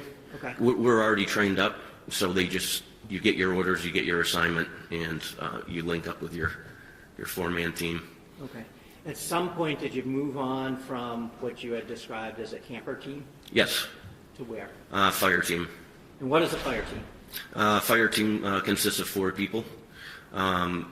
Each person carries a different weapon, from the machine guns to the 203, so on and so forth. Our primary responsibilities were if any alarms were tripped on any of the missile sites, we respond. Okay. And so you're heavily armed. Mm-hmm. Is when you say you respond, is that on the ground? Yes, it's on a Humvee. Yep. Okay. Did you at some point move from a camper team to something else? Yeah, to the fire team, and then from the fire team, I went to the 37th helicopter unit. Okay, so the helicopter unit. The 37th what? Helicopter unit. So how was your role different in the helicopter unit than it was on the camper team or the fire team? We're still a 4-man fire team, but our primary mission there was to have overwatch whenever we're transporting nukes to or from base. And we basically radio down to the U.S. Marshal if we see a potential threat up ahead. When did you leave the service? 2003. And when you left the service, did you go to work anywhere else? Seabrook Nuclear Power Plant. In what capacity? As an armed guard. And any specific training of that, or did you rely on your military training for that? There was also additional training for that. I think it was like 22 weeks or 12 weeks. And what kind of trainings were that? Just basic knowledge about nuclear energy, where to go in the plant, where not to go, different hazards to look out for, firearms training, and general knowledge of the whole plant itself. At some point, did you decide to move on from Seabrook? I did. And what was your plan at that point? The North Andover Police Department, I got on as a full-time reserve. Okay. And how long were you full-time reserve? For 1 year. And then did you become a full-time police officer? I did. Went to the academy in 2006. At some point during your tenure at the North Andover Police Department, did you have additional responsibilities? Yes. What were those? Areas of responsibility, different sectors you're assigned to, respond to calls of service, 911, medical, effect arrest when necessary, enforce motor vehicle law. Okay. What is RRT? That's the regional response team. And what is that? They're a part of NEMLEC, and the RRT team primarily, they deal with big crowds, riots, crowd control when it comes to, let's say, big games. If we win championships, just extra security, and also kind of like a search and rescue. If people go missing somewhere, they'll deploy the RRT to try to find them. Were you part of that team? I was. For how long? I would say about a year. And NEMLEC, that's NEMLEC, correct? Yes. Northeast Massachusetts Law Enforcement Council? That's correct. Okay. Did you apply for a different role with NEMLEC at some point? And what was that? SWAT team. And what's the difference between the RTT, the Regional Response Team, and the SWAT team? The SWAT team primarily is special weapons and tactics. So we get trained up on different weapons, different uses of less lethal. We execute warrants, knock and no knock, for drugs and guns. If there is a hostage situation, I mean the whole gamut. Anything dangerous is what SWAT usually goes in for. And so, was this a team you had to apply for? Tryout. Tryout. Mm-hmm. Okay. And what did that consist of? 8 days. It was like a 3-mile boot run in the morning, and then you had to do push-ups in a certain amount of time, sit-ups, squat thrusts, squat benders. Then you had to run 1.5 miles after that and make a specific time. After that, it was a 3-mile obstacle course you had to complete in a certain amount of time. And then after that, it was all firearms. Okay. What's stress shooting? When you shoot under stress, so typically how we induce stress when we want to stress shoot is we'll do sprints, we'll do... Brown? Not here as an expert in stress shooting. I'm sorry? He's giving expert testimony about what you should and shouldn't do under stress. Well, he was asked how he practiced stress shooting. That's the way I understood it. So the assumption sort of rolled in there, Judge, is that he knows about stress shooting, he knows what he's doing with respect to stress shooting. Well, he does, because he's been trained in it, and he's telling me that about the training. So, well, I don't object to his training.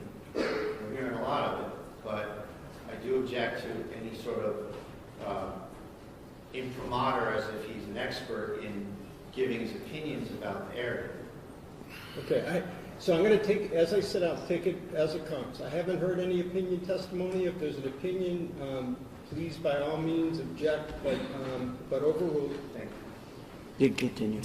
So to induce stress, when we go up to the range, we'll do a series of sprints, burpees, push-ups, sit-ups, and then we go right online. That's for the intent of raising your heartbeat to a very high level and being able to shoot on target. And when you say online, what do you mean? Right in front of your targets. Okay. That's what I mean. Right. What's SWAT school? That consisted of a full week, and I went to Worcester, and it was put on, hosted by LAPD SWAT. Okay. What did that consist of? Room entry, hallway clearing, room clearing, building searches, building clearing, the use of flashbangs, firearms, less lethal weapons, operating a Bearcat, shield work, the use of a Halligan, the use of a ram, things of that nature. What's a shoot don't shoot scenario? As far as is that a thing? Shoot don't shoot? oh yeah, we have shoot don't shoot scenarios. Okay, and did you participate in those? We did. What are those?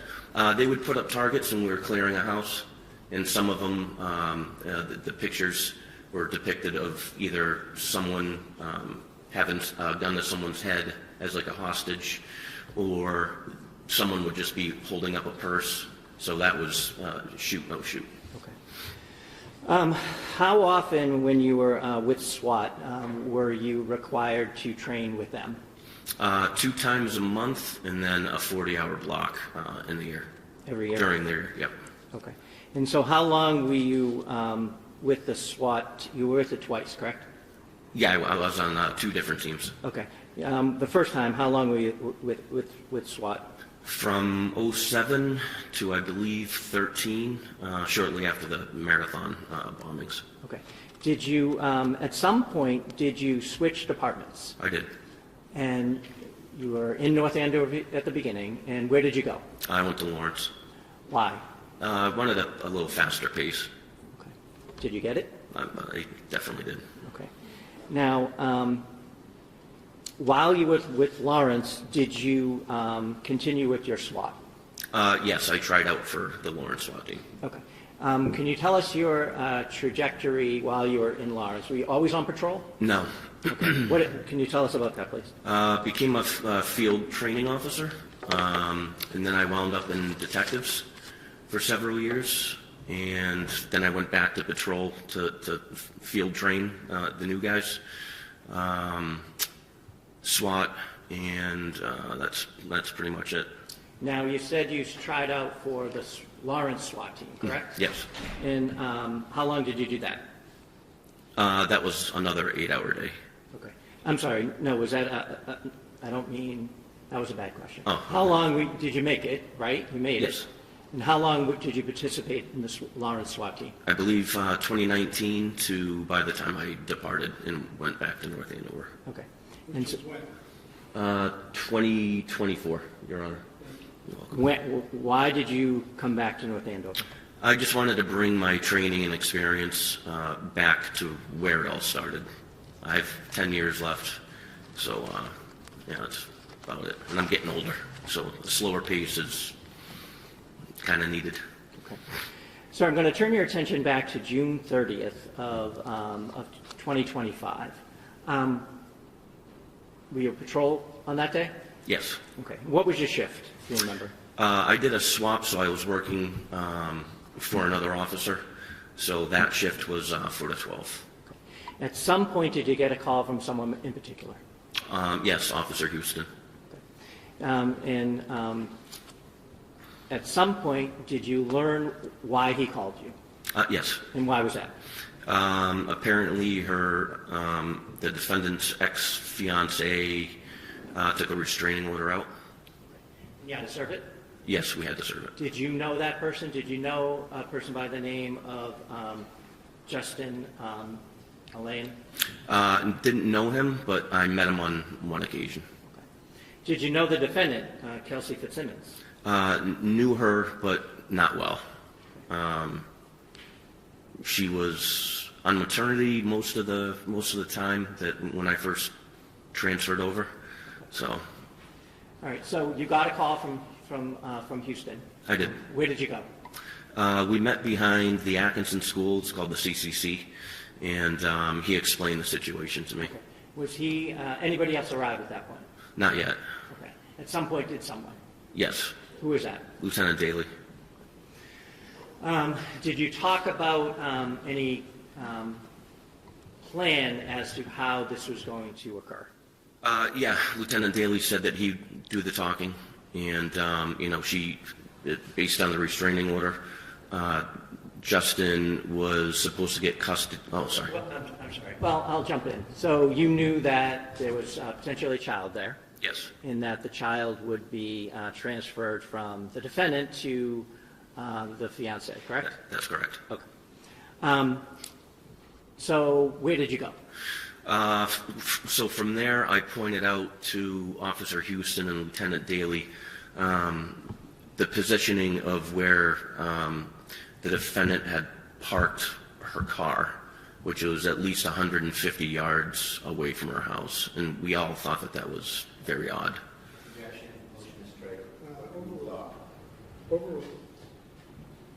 So where did you go?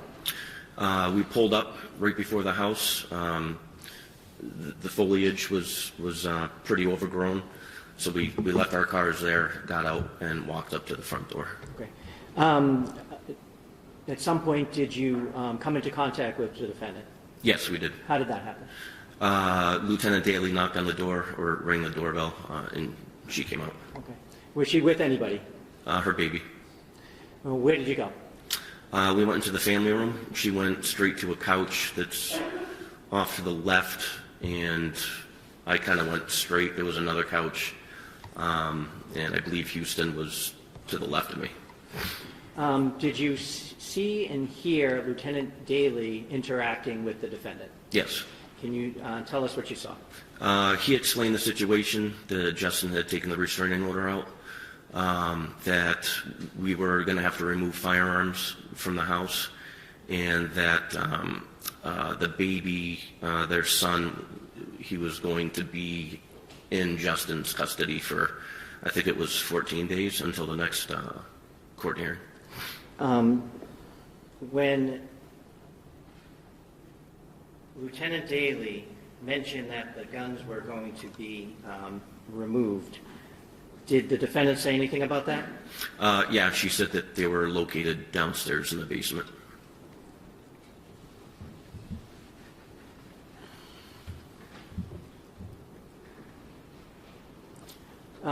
What happened after that? I noticed her duty belt on the couch, so I went and checked that. There was no firearm in there, and I observed like a gun case on a mantle. I opened that up, and there was no gun. There was no gun. Did she say anything in response to that? Yeah, she reiterated the guns were downstairs in the basement. What happened next? She went to gather some belongings for their son, and she came up and handed me the baby. He was screaming. I was trying to calm him down. I believe she gave me his bottle, and I was trying to feed him, but I thinking it can't be too comfortable. I wear an outer carrier vest, and I have all my equipment in the front, so it was kind of hard to cradle him. Did you eventually hand the baby off to someone else? I did. I believe Lieutenant Daly. Okay. Now, do you typically wear gloves when you're on duty? I do. Were you wearing gloves that day? Yes, briefly for maybe like 10 minutes. Okay. Did you take them off once you were in the house? I did. Now, did Miss Fitzsimmons leave the room at all? While I was with the baby, yes. Lieutenant Daly and Officer Houston escorted her around. I think it may have been a kitchen area. I never went back there, so I just basically stayed in the family room with their son. Okay. Did, on a typical restraining order service, would you let a person who is the subject of the restraining order walk around the house unattended? No. Okay. At some point, did they come back? Yes. Okay. What happened after that? I handed the baby off. I was standing in front of her stairs, and she had stated that she had clothes upstairs for the baby, so I handed the baby off. And so did someone go upstairs? Myself and Officer Houston. Where did you go? Right at the top of the stairs, it's like it's a very small hallway. Right to the left is the baby's room. Right to the right is the main bedroom. Okay. And so where did she go first? To the left, to the baby's room. And what did you observe? I observed a crib. The back wall had bookshelves of sort, and there were just clothes on the ground. Did you enter the room or did you stay on the outside? I entered the room there. Okay. What did you see the defendant doing, if anything? She was wrapping up baby clothes, and she put him in a car seat. And then while she was doing that, I heard an older lady come in and start to yell at Lieutenant Daly. Okay. Did that create any reaction from the defendant at all? No. I asked her who that was downstairs, and she looked up and said she had no idea. What happened next? She handed me the baby seat and asked me to take it downstairs, and I told her no. Okay. What did you do with it? I put it on the ground. I said, we'll deal with that later. What happened next? She started packing a lot of books, and it's almost like this round basket with two handles. And I explained to her that her son's 4 months old. No need for all the books. You know, you're going to see him in 2 weeks. So. What did she do with the books? She handed me the basket and asked me to go downstairs, bring it downstairs. And what did you do?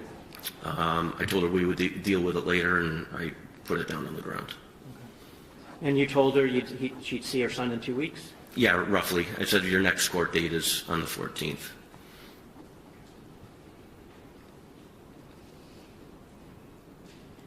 What happened after you put had that conversation with her and put the book carrier down? At that point, Officer Houston had gone downstairs because of the commotion. So she said that she had to get more clothes out of her room. So I followed her into the room, but I never went in the room. I stayed on I guess the top landing, right before the door frame. Okay. And did that seem to be a bedroom? Yes. Okay, so if you walk up the stairs, you had been in the room on the left, correct? Yes. Now she went across to the room on the right? Yes. Okay. You said you didn't go into the room yourself. No. Were you able to see her? Yeah, she was 3 feet in front of me. Okay, and what was she doing? She was wrapping up clothes, and she had paused, and she said something to the effect that these are dirty. And I said, listen, wherever the baby's going, I'm sure there's a washer and dryer. Overruled. I said, wherever the baby's going, most likely has a washer and dryer, so don't be concerned. And then I could tell she was getting upset. She started to shake, and I said, listen, court date is in 2 weeks. It'll be over before you know it. Did something happen next? Yes, she was on one knee when she was wrapping up the clothes, and she pushed off with her left foot and lunged behind the door frame. So to my left, to her right. Okay. Could you see what was there from where you were? Not from my perspective, no. What happened after she went behind the door frame? She reappeared with a gun and pointed it right at me and pulled the trigger. Okay. Can you describe or show us how she did that? Yep, so when she came around the frame here, she came up and clicked. Okay. Where was it pointed? My face. Okay. After it clicked, what happened? I screamed her name. I was completely shocked. She had the drop on me. She began to... The drop. Which means she had the tactical advantage over me. I drew my weapon. She was already backpedaling, and she was doing what we call a tap rack. basically, when you do a tap rack, that's when your gun malfunctions.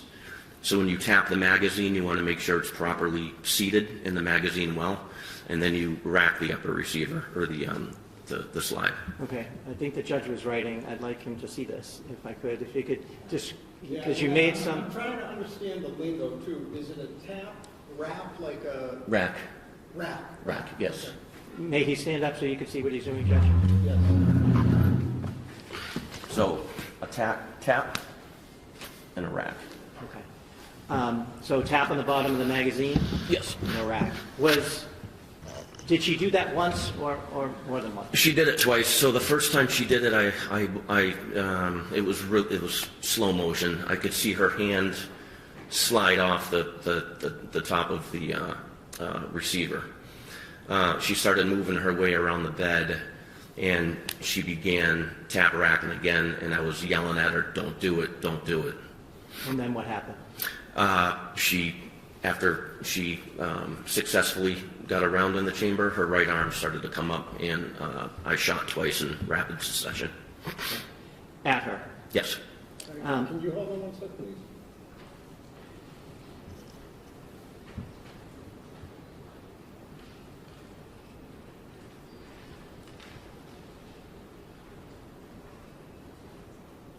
Yeah, I'll step back.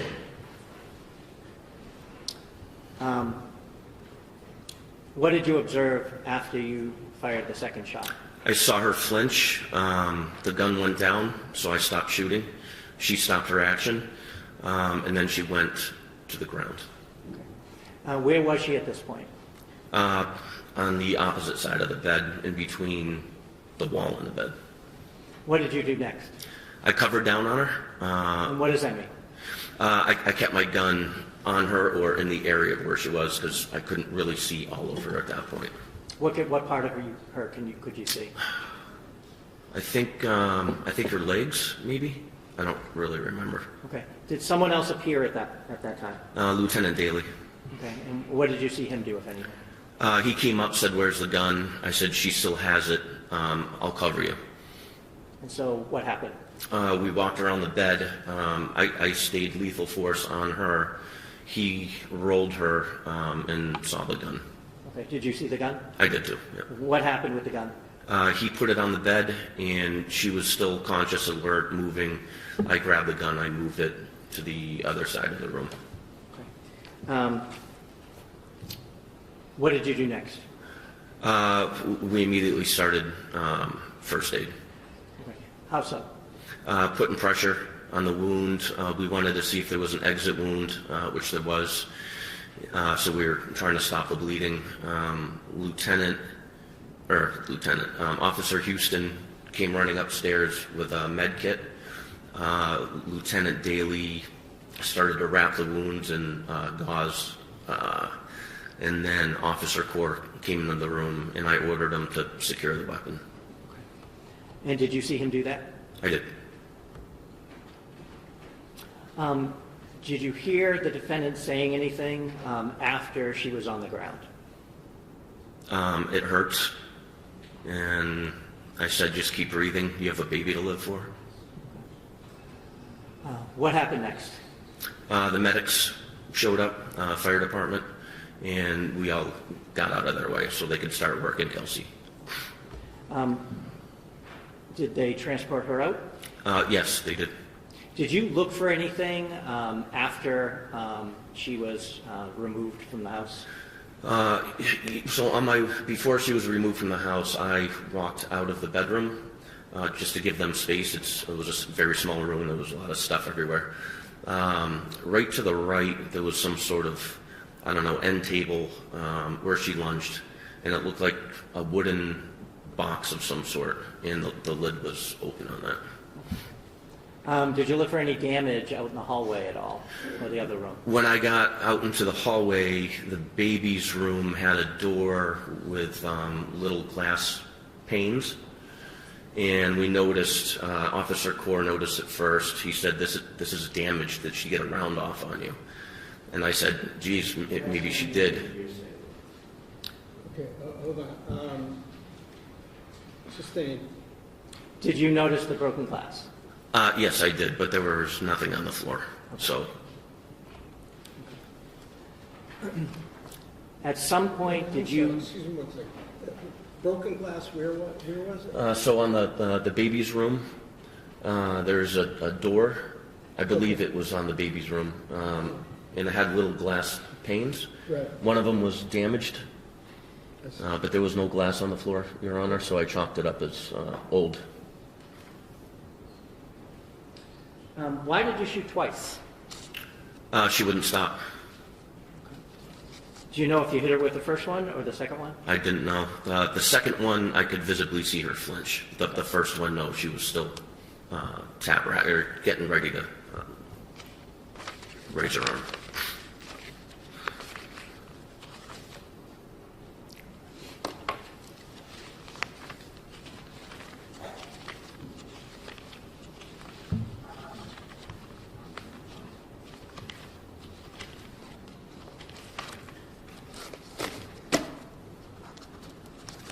Now, sir, I'm going to show you a number of pictures. Sure. I'm going to show you what's been marked as exhibit number 6. Do you recognize that? I do. Okay, what is that? That's the front of the defendant's house and the door that we entered. Showing you exhibit number 10. Do you recognize what that is?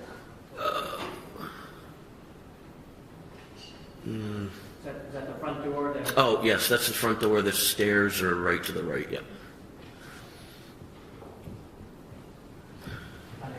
Sure.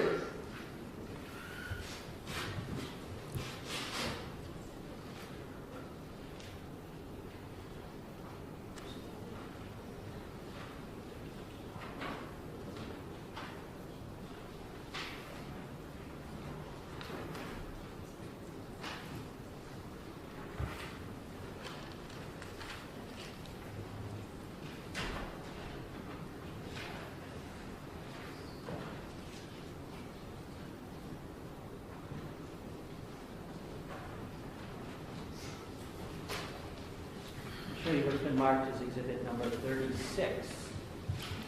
Do you recognize what that is? The stairs leading up. The stairs leading upstairs. So right to the right would be the master, and if you took a quick little left, the baby's room. I'm going to show you what's been marked as exhibit number 39. Is that the baby's room that you were talking about? Yes.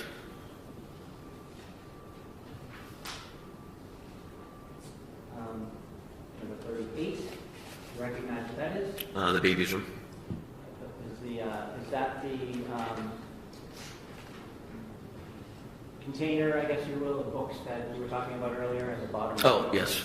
Right down there. I'm going to show you what's been marked as exhibit number 49. Do you recognize what that is? That would be the entrance going into the master.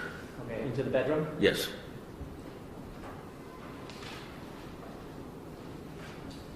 Let me show you what's been marked as exhibit number 51. Do you recognize what's in that photo? That would be the box that was open to the left of the door frame.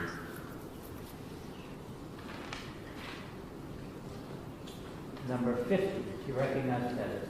Yes. Where were you in relation to this picture? Where were you when you first observed Miss Fitzsimmons pull out the gun and aim it at your face? Right before the door frame. Okay, so you backed up a little? Yep. Okay. Probably right, whoever took that picture, probably right there. And where were you in relation to the door frame when you shot your weapon? I used part of the door frame as some sort of cover, and I was leaning up against it with both my hands. So my gun and my wrists would have been in the room. I'll show you what's been marked as exhibit number. Maybe one more.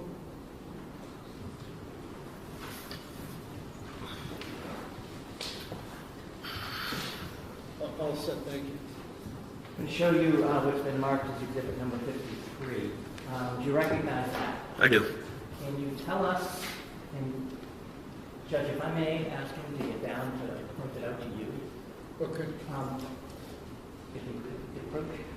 Can you tell us where Ms. Fitzsimmons was? If you may, Point. to show the judge where Ms. Fitzsimmons was when she first tap-racked it, if you can. Right about here. And then she started sidestepping, and I was telling her not to do it. And I shot approximately right here, and she finished.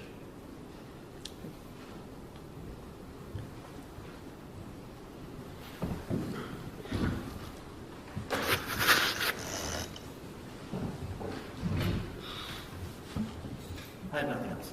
All right, so makes sense to stop for the day at this point. And we'll pick up at 9 a.m. tomorrow morning.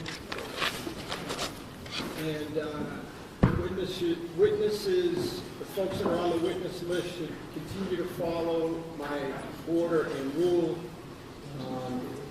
And that is not to watch any of the other folks' testimony. And you will pick up tomorrow morning. All right. We'll stand in recess.